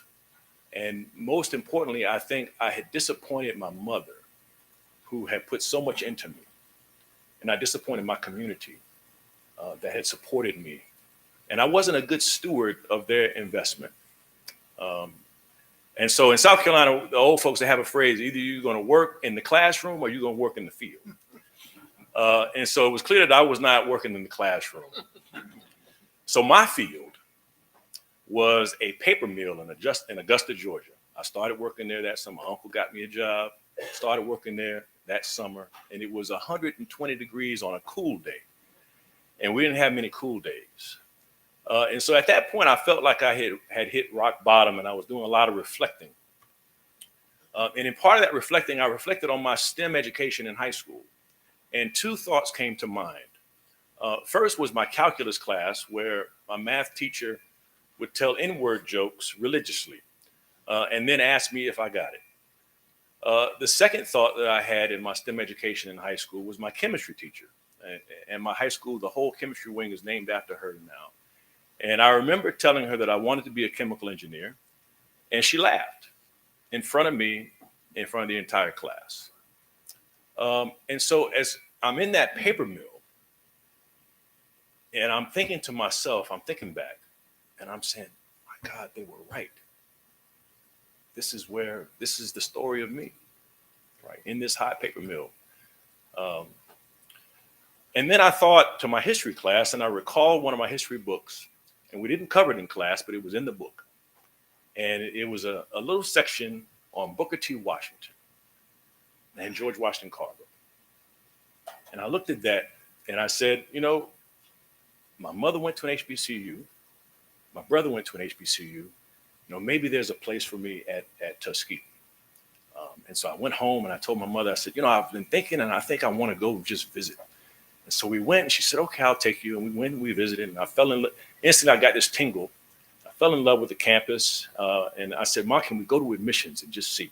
So we went to admissions, and hoping to speak with an admissions officer.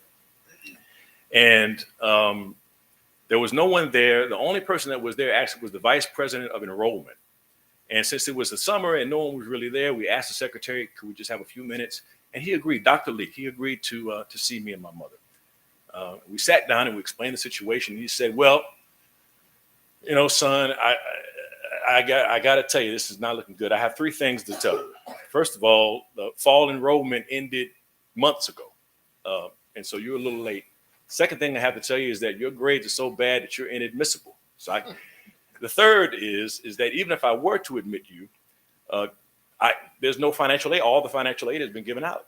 And so we don't have any money to help support you. And so I had to humble myself and did what anyone in my position ought to do, which is I begged. And I begged this man, please let me in your schoolhouse because I didn't want to go back to my field. And so after I did some convincing, he relented and he allowed me to be admitted based on my high school credentials. And so I went in that semester. So I went back actually to Georgia and I worked double shifts. I worked double and a half shifts, triple shifts, overtime. I worked as much as possible because I had to pay to go to Tuskegee that year. No scholarship, nothing. And so at the end of the summer, I fell short. I didn't have the money to go for that first year. And so I went to my mother again and I asked her if she would support me. And she did.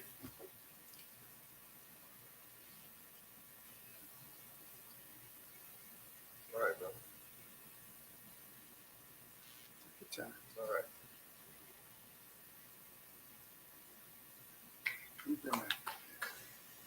And I went to Tuskegee that first year, and I found community,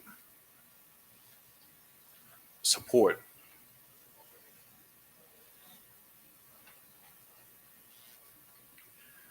a culture of excellence, and a cause that I could believe in that I was a part of. And by the end of that first year, I did so well that everything that I had lost, I got it back. The scholarship came back. The internships came back. My mother was proud of me again. My community looked up to me again.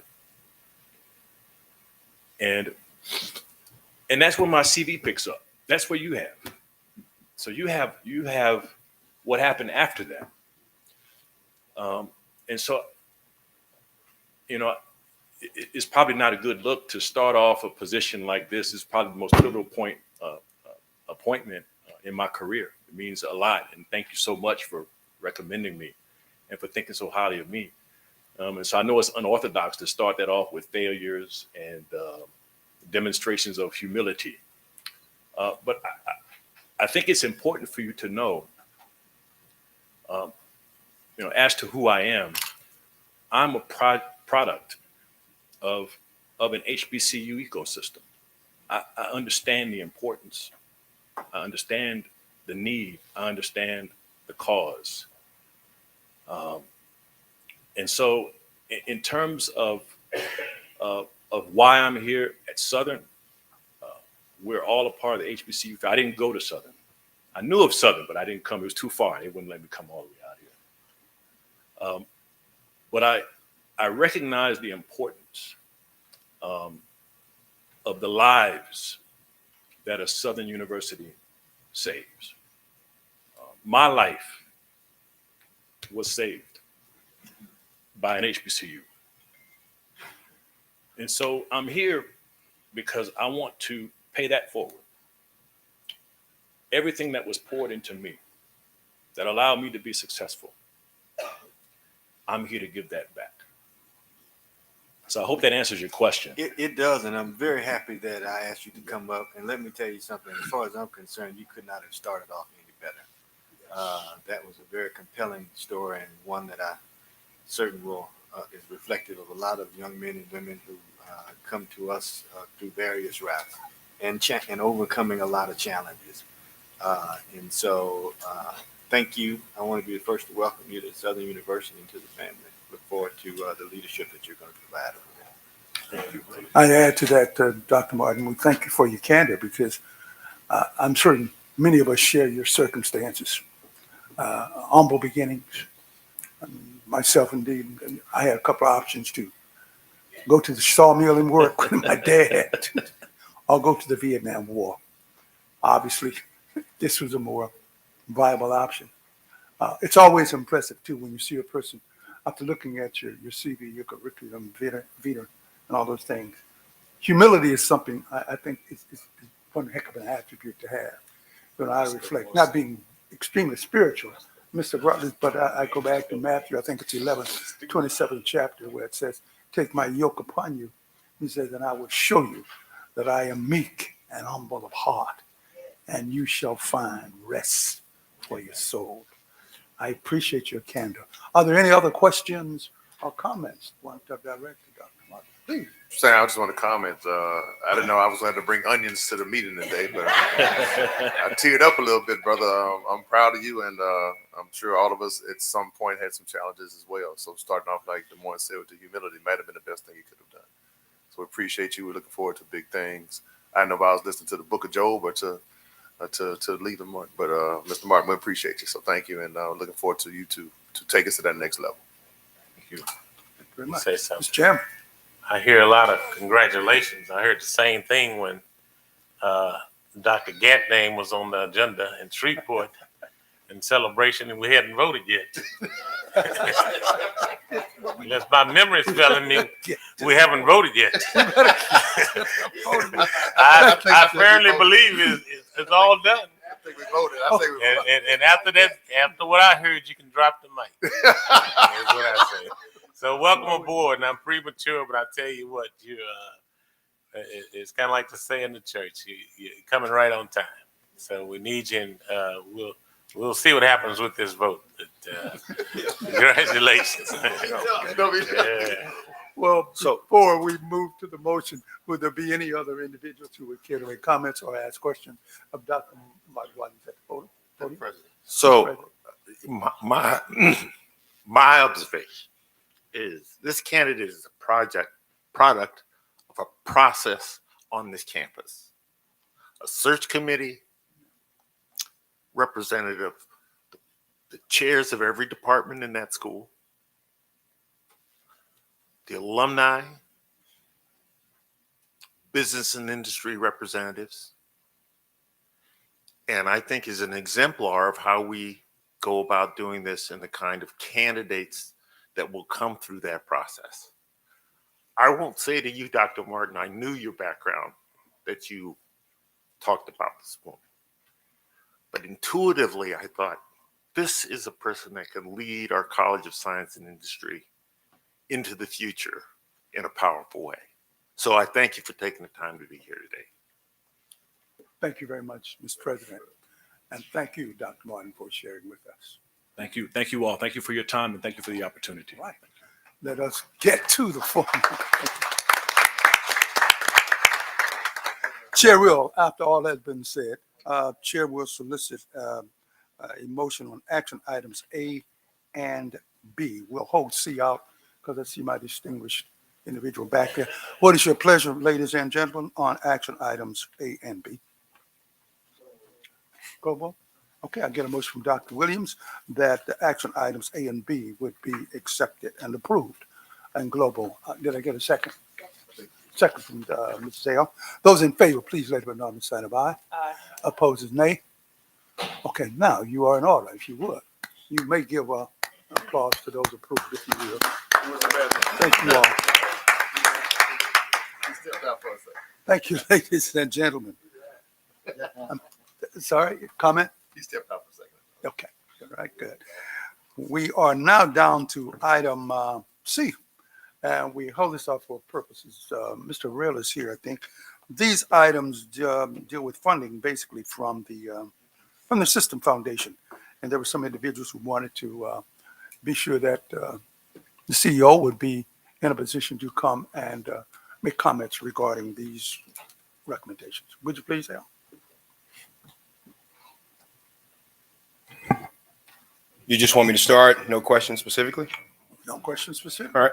It's So your choice. the positions that you see before you that will be funded from the foundation were a result of a 4-month search and a 2-year feasibility study in preparation for our system-wide capital campaign. In your packet, you will see an executive summary of the staffing model that was requested. And although all of those positions are not being addressed now, we know in the future, we hope to fill those. The first 2 that was instrumental in our setting up the infrastructure for the capital campaign would be advancement operations and institutional and legacy giving. From that search conducted by Academic Search, the same firm that was used to select the Dean of the College of Engineering and Science, we brought forward Mr. Christopher Freeman and Ms. Biaka Williams for consideration. Any questions? Point of clarification, I believe, if you will, Dr. Tarver, I believe at one of the meetings we had, I think it was the retreat. Was the retreat or was that the one you missed? It was one of those. The Alfred group, who was your I think your consulting group at that point. He asked the generalized question, if indeed the focus, because as I appreciate it, the initiative with the Alfred group working, consulting with you was imagine Southern feasibility, but he asked the question if indeed the focus were almost exclusively limited to SUBR. My question as a follow-up to that concern is, if you would in a statement or 2, assure us that indeed the individuals who were referenced here will indeed give some assistance in terms of assisting Sussler, assisting Suno, because most of your personnel in here are specific to the Baton Rouge family. Make some of us a little more comfortable. I'm sorry, sir. Can't hear you. Okay, this is about it. What about now? Yeah. Okay, do I have to repeat all that? Did you get into that, Charlie? No, I heard you. Okay, good. I was telling him that the sensibility was that the Alfred group that served as his consultant, they used I think the nomenclature was Imagine Southern Imagine Southern feasibility study, and this was their final project. But some seem to indicate that the focus was almost exclusively on SUBR. And the positions here, I'd just like a point of comfortableness from you that indeed, because the foundation it's a systems foundation, right? Correct. It's for everybody. All of God's children are going to be at the trough, right? Right. Good. We just want to know indeed. Tell us indeed, specifically, how will you make this have implications and some impact for Sussler, Dr. Gant, and Suno, and Dr. Ammons and their community? That's a good question. So it's parked under the system, right, personnel section in your packets, because these individuals would provide services to the entire system. That would include all 5 campuses. There is a 250-page document that speaks to the entire feasibility study that was done for the impending capital campaign. And that includes all 5 campuses.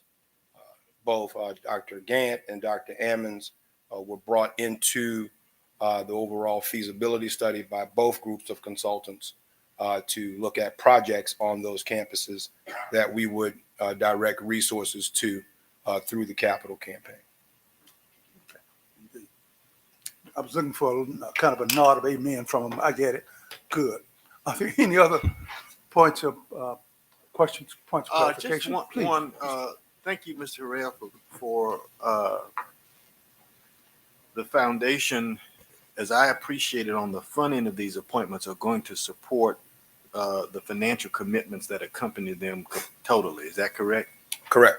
All right. And that, as I appreciate it, there is some ongoing discussion with the university to transition those employees to the university's payroll. Correct. Okay. The last report that I read, and maybe you can put a finer point on this, based on the current investment that the university makes by way of salary benefits to foundation employees, we are receiving somewhere north of a 2,000% return on that investment. Is that number accurate? Correct, roughly.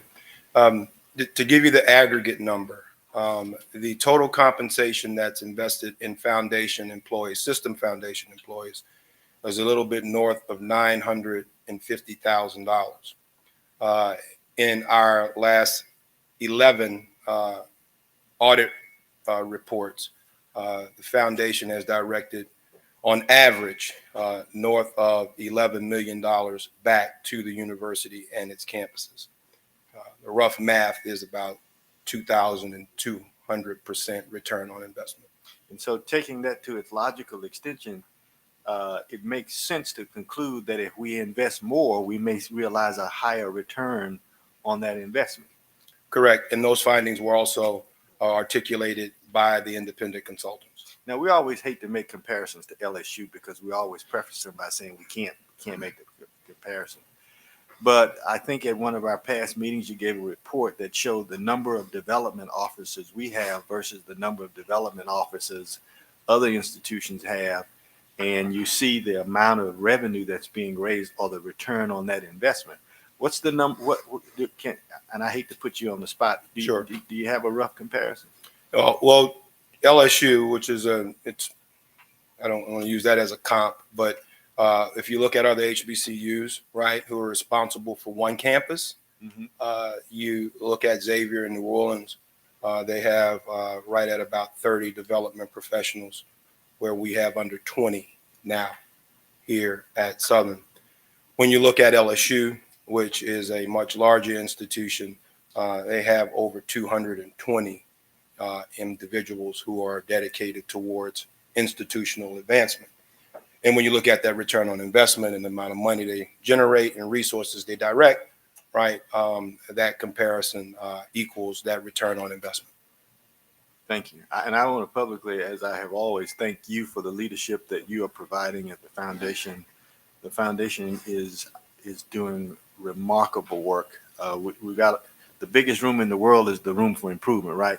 And so we all have some room for improvement, but very proud. I can't tell you how many presidents from when we play. I've had at least 2 or 3, particularly when I was chair of the board of the foundation, who we played for homecoming and we made that check presentation, sought me out to say, what are y'all doing and how are you all raising this kind of money? And we even offered for Al and his team to go over and just sort of share best practices with them. So I guess the larger point that I want to leave my colleagues with is if we continue to invest in this, we're going to continue to realize a significant return with a very industry high impact rate in terms of the amount of money that's raised that goes back into the projects for which it's raised as opposed to being eaten up by administrative costs. So for one, I'd like to see us invest and make it a priority, Mr. President, to invest as much as we can while we continue to track the return on that investment. So thank you. Thank you. Thank you, Mr. Rutherford. And I joined Attorney Rutledge too in saying we appreciate the leadership, Al, that you brought to this and establishing the leadership as the gold standard, as I appreciate it. Thank you. And we encourage Yes, I had a comment before we move on. by all means, sir. I defer. Since we're on C, I just wanted to reiterate a discussion that I had with our finance chair, who I know I spoke to, our chairman, relative to C2, Mr. Phillips, the director of the Honore Center, while we're making sure that the foundation is covering his salary, we're not funding the Honore Center. And I would like to see us do whatever we need to do to make sure that the system fully supports the Honore Center.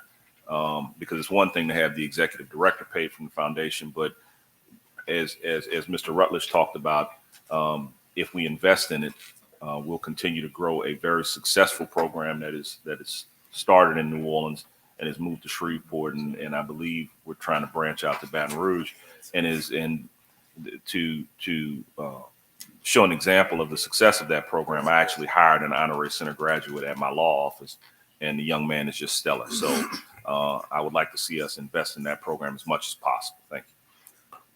Thank you, Mr. Shorty. Also, I'm looking at that same entity, number 2 that he's talking about, Mr. Rell. I note that the funding source is state.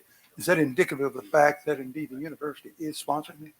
Yeah, just to give you a little color and background on it, when the Honore Center was established in 2011, I believe, funding from the state provided the foundational support for it.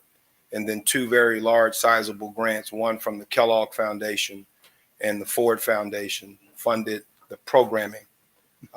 The university committed to making sure that they provided the funding for the staffing model, and that the dollars that were raised would go directly to students. It is our intent to expand the program to the Baton Rouge campus. Dr. Marquis Phillips and his team have already begun that preliminary research and groundwork to do that. And 3 years ago, we established the Williams Center, which is under the umbrella of the Honore Center and Centers for Undergraduate Student Achievement in Shreveport. Thank you very much. Any other questions or clarification? Thank you very much, then, Mr. Rell. And Thank again, you. Thank you so much for the leadership you give for the Systems Foundation. Thank you. Okay, ladies and gentlemen of the committee, what is your pleasure? This item is now up for action. I have a motion for approval by Dr. Williams and a second from, I hear one to my left. Mr. Amity. It has been moved and seconded that item, action item C, would be approved. Those in favor, please let it be known by the sign of aye. Opposed, nay. This item is thus approved. Again, thank you, Mr. Rell. Item action number D. This comes from the Law Center, I believe, Chancellor Pierre. Yeah, ma'am. So in the bylaws of the Board of Supervisors, the board has the discretion to grant faculty who have served at other institutions prior service credit. The way I appreciate the rules, for every 2 years of service, the board can grant 1 year of credit at a Southern University institution. And in this case, Professor Stower has 4 years of credit, 4 years of service at 2 different law schools. And he's requesting that the board exercise its discretion to grant him credit at Southern University Law Center. So based upon my calculation, if the board so chooses, the board could grant him 2 years of credit for the 4 years at another institution. And this provision in the bylaws really helps all the institutions, but particularly Southern University Law Center, recruit experienced faculty from other institutions. And he's making that request, and I support that recommendation. Or I recommend that he be given that credit because of the work he's doing and the work he's continuing to do here at Southern University Law Center. Thank you very much, Chancellor Pierre. Indeed, this is provided by our bylaws, and a precedent has been set for it. Committee, what is your pleasure in action item D? It has been moved by, I'm not hearing well. Dr. Tarver, and seconded by Mr. Dale Dudley. Those in favor, please let it be known by sign of aye. Opposers, nay. Action item D is thus approved. We move to other business. There being no other business, we move to agenda item number 7, which is adjourned. It has been moved by Dr. Williams and seconded by Mrs. Dale Dudley that we move to adjournment. Those in favor, please let it be known by sign of aye. Opposers, nay. Personnel committee is thus adjourned, Mr. Chairman. Thank you, Mr. Gilliam. Time to call all the Southern University Board of Supervisors meeting. I'm going to ask that the chair call the roll. Secretary call the roll. And put an item on the agenda and ask them to adjust the temperature in this room. It is freezing in here. You talking about a return? I was thinking about the return of that air here. And I think we overstated what a good job. Yeah, I don't know if Mr. Dawson or somebody is in here, but if we can, Mr. President, can you get somebody to work on that? It's freezing in here. Thank you. Roll call, Mr. Secretary.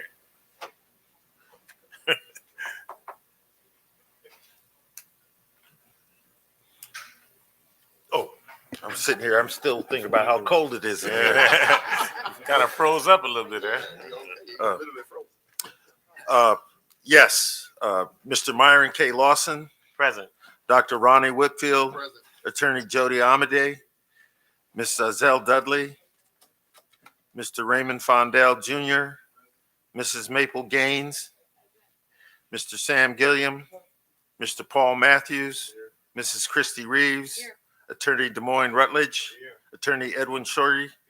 Mrs. Ann A. Smith. Dr. Leon R. Tarver II. Reverend Dr. Samuel Tolbert.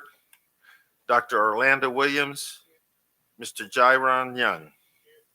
We have a quorum. Thank you, Mr. President. Item number 3 is the adoption of the agenda. Are there any modifications to the agenda as printed? Hearing none. It's been moved to adopt the agenda, properly seconded by Ann Smith. Motion made by Dr. Almost invited, Dr. Whitfield. Questions? All in favor, aye? Opposed? That motion's adopted. Item number 4, public comments. Are there any public comments relative to the agenda that was just adopted? I see Dr. Albert Samuels has signed up for a public comment on agenda item E1, Board of Supervisors meeting. Good morning. Good morning. Good morning. I'm going to comment very briefly on item E, but I'd like to first say that we've made a considerable amount of progress on the campus in the last month or so, and I mean, we got some issues that we have that they didn't start yesterday, and they won't be fixed tomorrow. So we got some things that we're working through. So we're making some progress. I want to comment on item E, the organizational chart, and I want to suggest that this is a good plan for now. However, I will still say that because the plan is listed as interim, eventually we're going to have to make a permanent structural change. The Baton Rouge campus still needs a permanent chancellor. And rather than rehashing some of the arguments that we've made before, I'm just going to make 3 quick comments, quick observations. One of the arguments that have been advanced for why we should keep it the way it is the notion that, well, presidents and chancellors are naturally going to fight each other over control of the Baton Rouge campus. Well, there has been a history of that, to be sure. But however, the board has the ability to set clear, distinct descriptions for the president and the chancellor of the Baton Rouge campus. We have committed to one of the most ambitious capital campaigns that any HBCU has ever undertaken.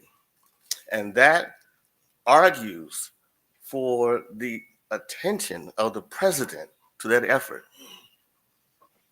Okay, so that would be the first thing I would say. Secondly, is oftentimes it's inserted that if we separate the roles here at Southern, what about what does it say about us when compared to what LSU if they keep them all together? Southern needs to do what's best for Southern. LSU will be fine. I would suggest to you that William Tate doesn't have the problems we have. He doesn't have a problem with enrollment crisis, issues in financial aid, not enough people in admission and recruitment, housing, customer service, etc. He doesn't have the problems that we have. We have to do what's needed for Southern, and LSU will be fine. And then finally, we have to make decisions about the right structure based on the functions of these roles and what's needed, not the individual people who might serve in them. And sometimes we get those things confused. So I'm done. Because I'm out of time. Thank you for your attention. Thank you, Dr. Samuel. Item 5, resolutions. Good morning. Today we have condolences for Pauletta Annette Adams Dennis. Attended West John High School and received the BS in Early Childhood Education from Southern University and A&M College. She was a member of St. James Parish Retired Teachers Association, Alpha Kappa Alpha Sorority, Phi Sigma Omega Chapter in Gonzales, Louisiana, and the Crew of Agape. She was from a family of 8 children. All 8 attended Southern University and A&M College, and 6 received their bachelor's degree from the university. A true Jaguar family. She was the sister of Mr. Brian Adams, who is Executive Director of Internal Audit with the Southern University System. She passed away on August 18th, 2023.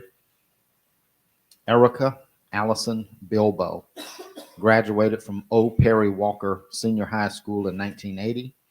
She worked at Southern University at New Orleans for over 25 years and earned her bachelor's degree in business entrepreneurship, as well as her master's degree in computer science. Ms. Bilbo was a proud member of Delta Sigma Theta Sorority Incorporated. She passed away on September 8th, 2023. Dr. Matthew Causey, known as Snook, received the bachelor's degree in mathematics education from Southern University, a master's degree in mathematics from Loyola University in New Orleans, and a doctorate from the University of Houston. He retired after over 40 years of service to SUNO. He served as the Associate Vice Chancellor for Academic Affairs. Previously, he served as the Dean of the College of Sciences and was an Associate Professor of Mathematics at the university. He served as Chair of the Department of Mathematics and Physics from 1991 to 1996 and began serving as a member of the faculty in 1970. He passed away on September 6, 2023. Christiana Melanson Chesson, 85, native and lifelong resident of Lafayette, Louisiana. She was the owner and operator of Chris Beauty Salon. She was a devout Catholic parishioner of St. Anthony Catholic Church and a member of St. Peter Claver Ladies Auxiliary. She was the matriarch of her family. She is the mother of Southern University Nursing Dean Sandra Brown, Dr. Sandra Brown. She passed away on September 11th, 2023. Mr. Clifford Ray Collins worked at Southern University at Shreveport from 1971 until 2014. He retired from Southern University at Shreveport as an associate professor of sociology after 43 years of service. He served students not only as a gifted professor, but worked tirelessly in mentoring them, protecting them, and being an enormous defender and provider of their essential needs. He passed away on September 6, 2023. Mr. Lawrence Lax, 88 years old, last surviving child of Henrietta Lax, who is immortal. Gila cells lay the foundation for modern research and medicine. Cells that were cultivated and mass-produced for profit by a huge biotech company without permission or consent. Mr. Lax died on August 26, 2023. Many of us had the opportunity to meet him this past spring when he visited the campus for the Henrietta Lack Symposium sponsored by the Southern University Law Center. That concludes our resolutions. Thank you. You've heard the resolutions. What's your pleasure? Properly moved by Board Member Rutledge, properly seconded by Board Member Fundell. Discussion. Hearing none, all in favor, aye. That motion carries. Item 6, action item 6A, approval of the minutes of the August 18, 2023 SUS Board of Supervisors meeting. What's your pleasure? Moved by Board Member Reeves, properly seconded by Board Member Matthews. Discussion. Hearing none, all in favor, aye. That motion carries. Item B, approval of the committee recommendations. Is there a motion? Properly moved by Board Member Fundell, seconded by Board Member Jerron Young. Discussion. Hearing none, all in favor, aye. That motion passes. Item number C, request of approval for CEA between SUBR, affiliate campuses, SUSLA, affiliate campuses, and SUBR, affiliate campus. Is there a motion to that effect? To memorialize the obligations to assist in achieving the outcomes of SUBR's grant from LDA. So why don't we get a little discussion on that? If you will, entertain a motion, then discussion.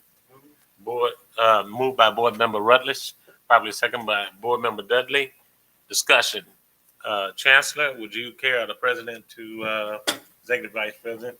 Sure, yes, again, thank you for this opportunity. So the Southern University and A&M College has been blessed through the efforts of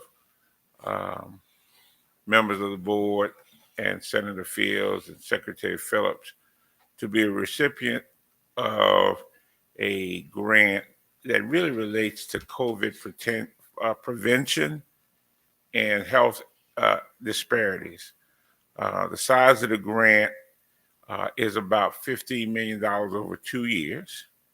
And it really requires the Southern University and A&M College and this to carry this out on a statewide basis.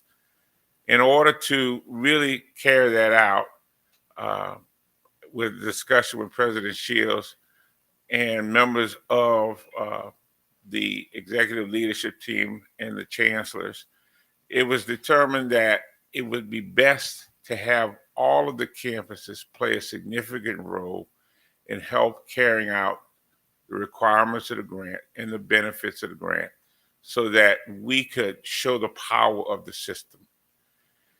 And so we've been working on this for several months, and the colleagues here have really put all into it, and we are really seeing some benefits in terms of our students, the ability to help our students matriculate through school, to get experiential learning opportunities, and to bring the various expertise each of us has as an institution to this project.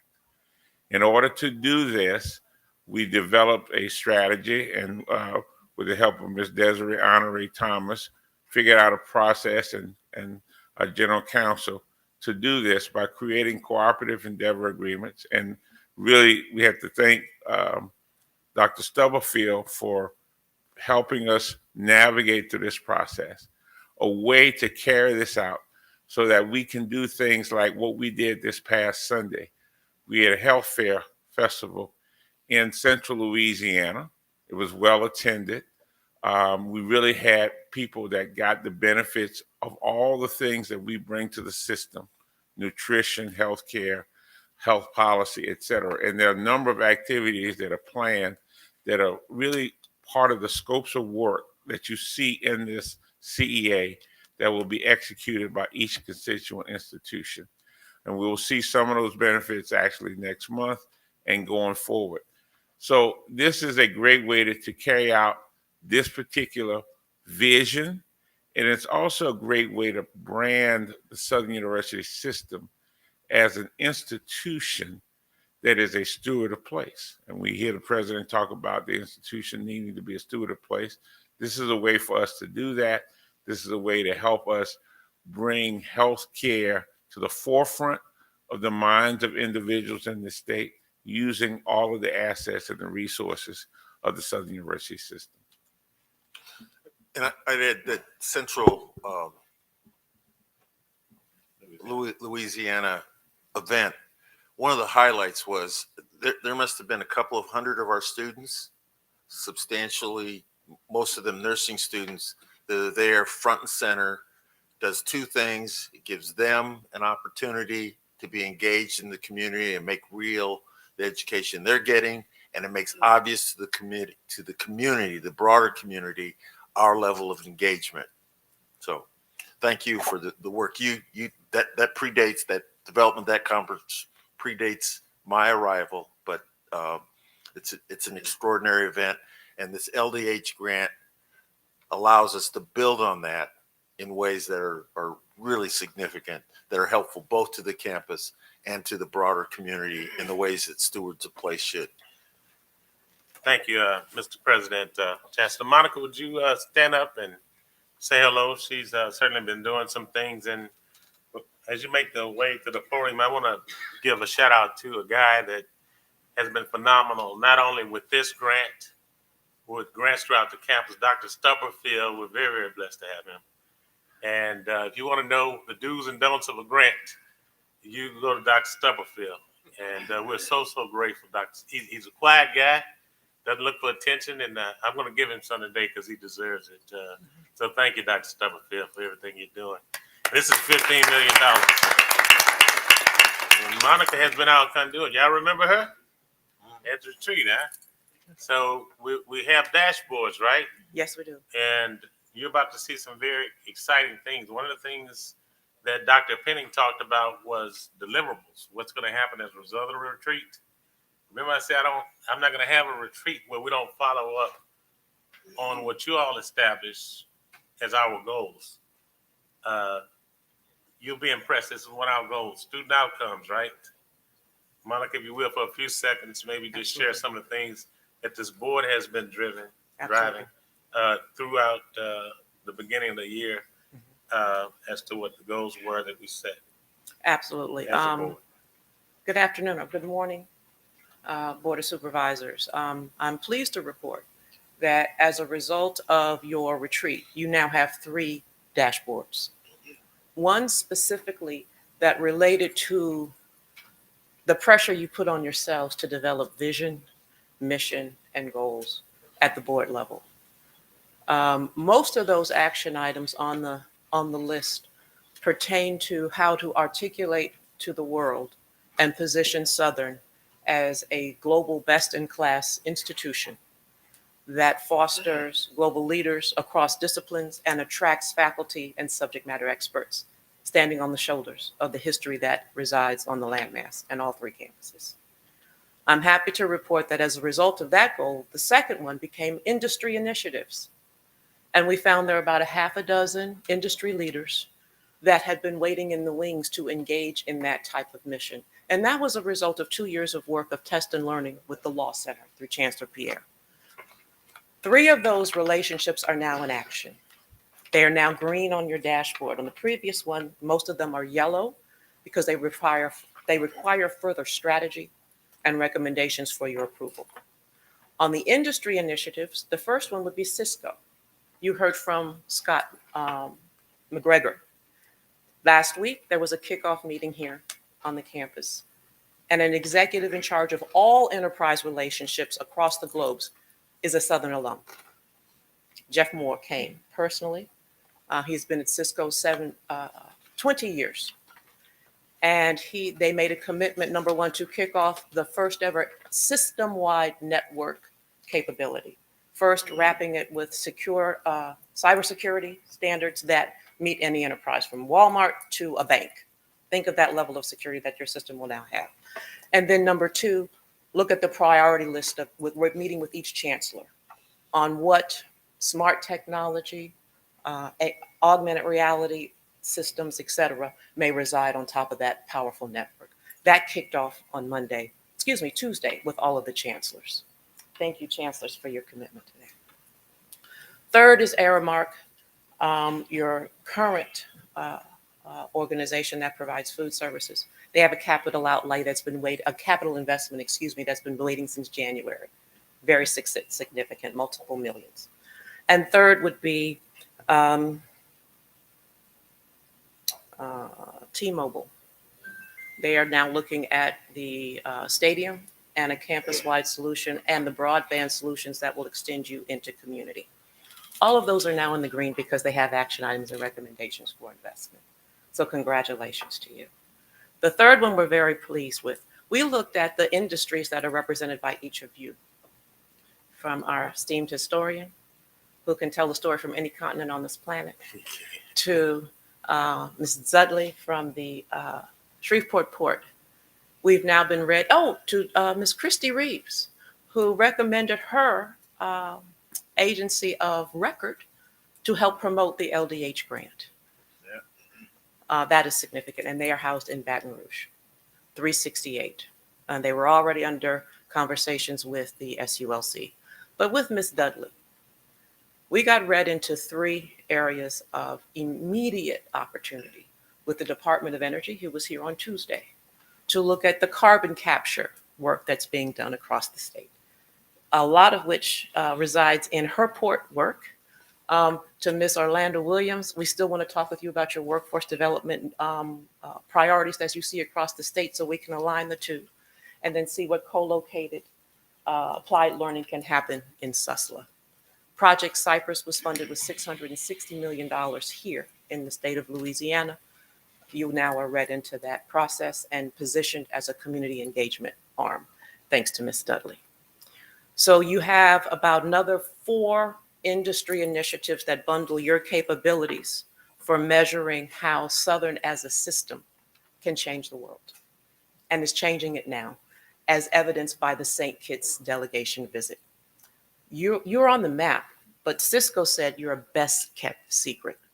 So our goal is to then ladder that back up to the first dashboard, how to capture your mission and vision going forward so that the world knows and sees the greatness, not what you have produced, but what you are still producing. Mr. Chairman, is that sufficient? That's it. Thank you so much. And we're working on that mission. We'll have something. I've been talking with Dr. Penning, and we're going to tie that in and tie it to the mission. Monica, we didn't talk about this, but this is going to be driven by not only the students we impact, but we really have to look at the faculty and the staff. This grant is going to give them some space to go to when they face the challenges of life. And Dr. Penning, he worked with us too. Dr. Monaghan, who's a nurse by trade, to start pushing in concert with, started these little spaces for faculty to go to and talk and have conversations and relax. We've kind of gotten away from the faculty lounges. Remember those? And we want to get back to that. And we want to make sure that the staff is also engaged. And you can't teach if you're not feeling well. You certainly can't learn if you're not feeling well. So this is an initiative to deal with the mind, to deal with the challenges of COVID and post-COVID effects, right? So this Absolutely. is $15 million. Orlando and I have been talking about it, Dr. Williams, and she's already started some initiatives in her area. I've started some in my areas. I'm going to challenge each one of you. This is $15 million. The board helped get this grant, okay, in concert with the president and the system office. We have got to make sure this candle's not hidden under a bushel, okay? So thank you very much. Thank you again, Dr. Stubblefield, and appreciate your indulgence. And a special thanks to Senator Cleo Fields. It was manna from heaven. I drove 5 hours to meet him at 8 a.m. in the morning, so that was a $15 million drive, I promise you. Worth taking, and I'll take it again. Make sure you tell him I'll do it again. You will get 30 this time. Okay, I think we have had the discussion. Any additional discussion? Hear none. All in favor, aye. Aye. Opposed, motion carries. Item number D is the annual evaluation of the president. The Southern University Board of Supervisors meeting on September the 15th.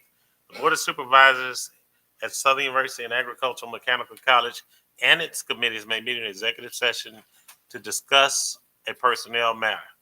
Under provisions of Louisiana Revised Statute 4217, consideration of the performance evaluation of the President's shields is such a matter. While in executive session, the board may meet with its staff attorneys, any other persons it deems necessary. No motions or votes may be taken while in an executive session. Is there a motion by this board to go in executive session? It's moved by Board Member Smith, properly seconded by Dr. Tarver. Roll call. Roll call. Okay. Were you gonna waive the president, the chancellor reports before this? Yeah. Okay. Mr. Myron K. Lawson, Yes. Dr. Ronnie Whitfield, Attorney Jody Amity, Ms. Zell Dudley, Mr. Raymond Fondell Jr., Mrs. Maple Games, Mr. Sam Gilliam, Mr. Paul Matthews, Mrs. Christy Reeves, Attorney Des Moines Rutledge, Attorney Edwin Shorty, Mrs. Ann A. Smith, Dr. Leon R. Tarver II, Reverend Dr. Samuel Tolbert, Dr. Orlando Williams, Mr. Jairon Young. Okay. We have another item on here. I think the president is going to handle a chancellor report with the president's report. I mean, unless there's something burning, you all can probably enjoy your day. Stay around. This might be interesting. We'll be out in about 6 hours. Choice is yours. Just kidding. It won't, 6 minutes would be ideal, but I know folk are traveling, so if you care to leave or if you have a report that you'd like to make, please feel free to stay.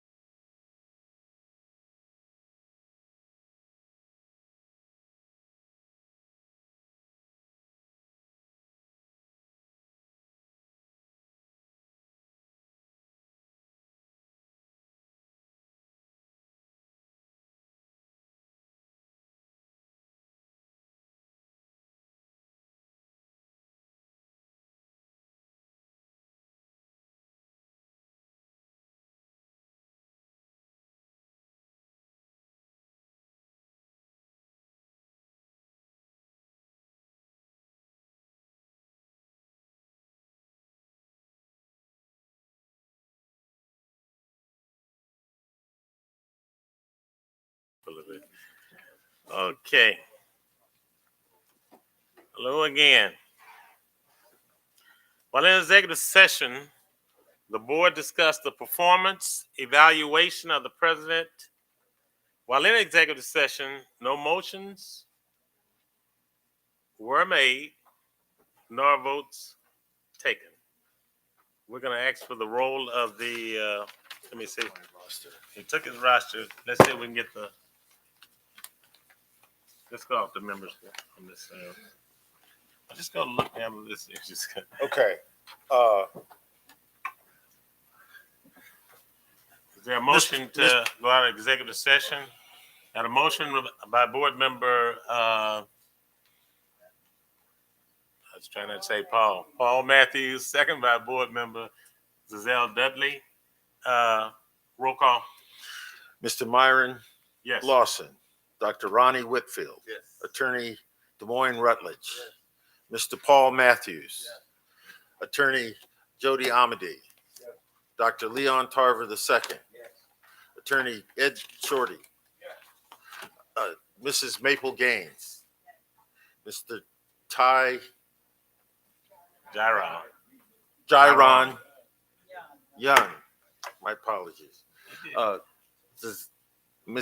Mrs. L. Dudley, Dr. Orlando Williams, Mr. Sam Gilliam, Mr. Raymond Fondell Jr., Mrs. Ann Smith, and Miss Christie. Did we get Maple? Okay. Did you? Yeah. Okay. All right. So we have a quorum. Okay. Thank you, Mr. President. We'll go now to item number 6E, request approval of the restructuring of the organizational chart for the Southern University system and Baton Rouge campus. Recommendation, Mr. President? Yes, I'm recommending that we change course and have a chancellor of the Baton Rouge campus, SUBR. This will aid us with the accrediting agency and also permit the sort of care and attention by a senior executive for the Southern University Baton Rouge campus. Thank you, Mr. President. Board members, what's your pleasure? I see board member Gilliam. Accept the recommendation of President Shields in approving, one, approving additional compensation of $9,000 for 6 months commencing August 1st, 2023. Secondly, to deconsolidate the roles of president of the system and chancellor of the Baton Rouge campus pending approval of SAC COC. Thirdly, the president would initiate the search for a new chancellor for SUBR, and finally, upon selection of a new chancellor, have the president execute a new contract relinquishing his title only. There's a motion made by board member Gilliam. Do I have a second? And we'll have discussion at that time. Properly second by board member Williams. You may have heard the figure, and I think that's for the executive vice president to subsidize his additional compensation for serving that role. Any other unrest or discussion? Hear none? All in favor, aye? Aye. Opposed? Motion carries. Is there any other business that needs to come before the Southern University Board of Supervisors? Item number 8. Hear none. I entertain item number 9, adjournment. Been properly moved and seconded. Considers adjourned.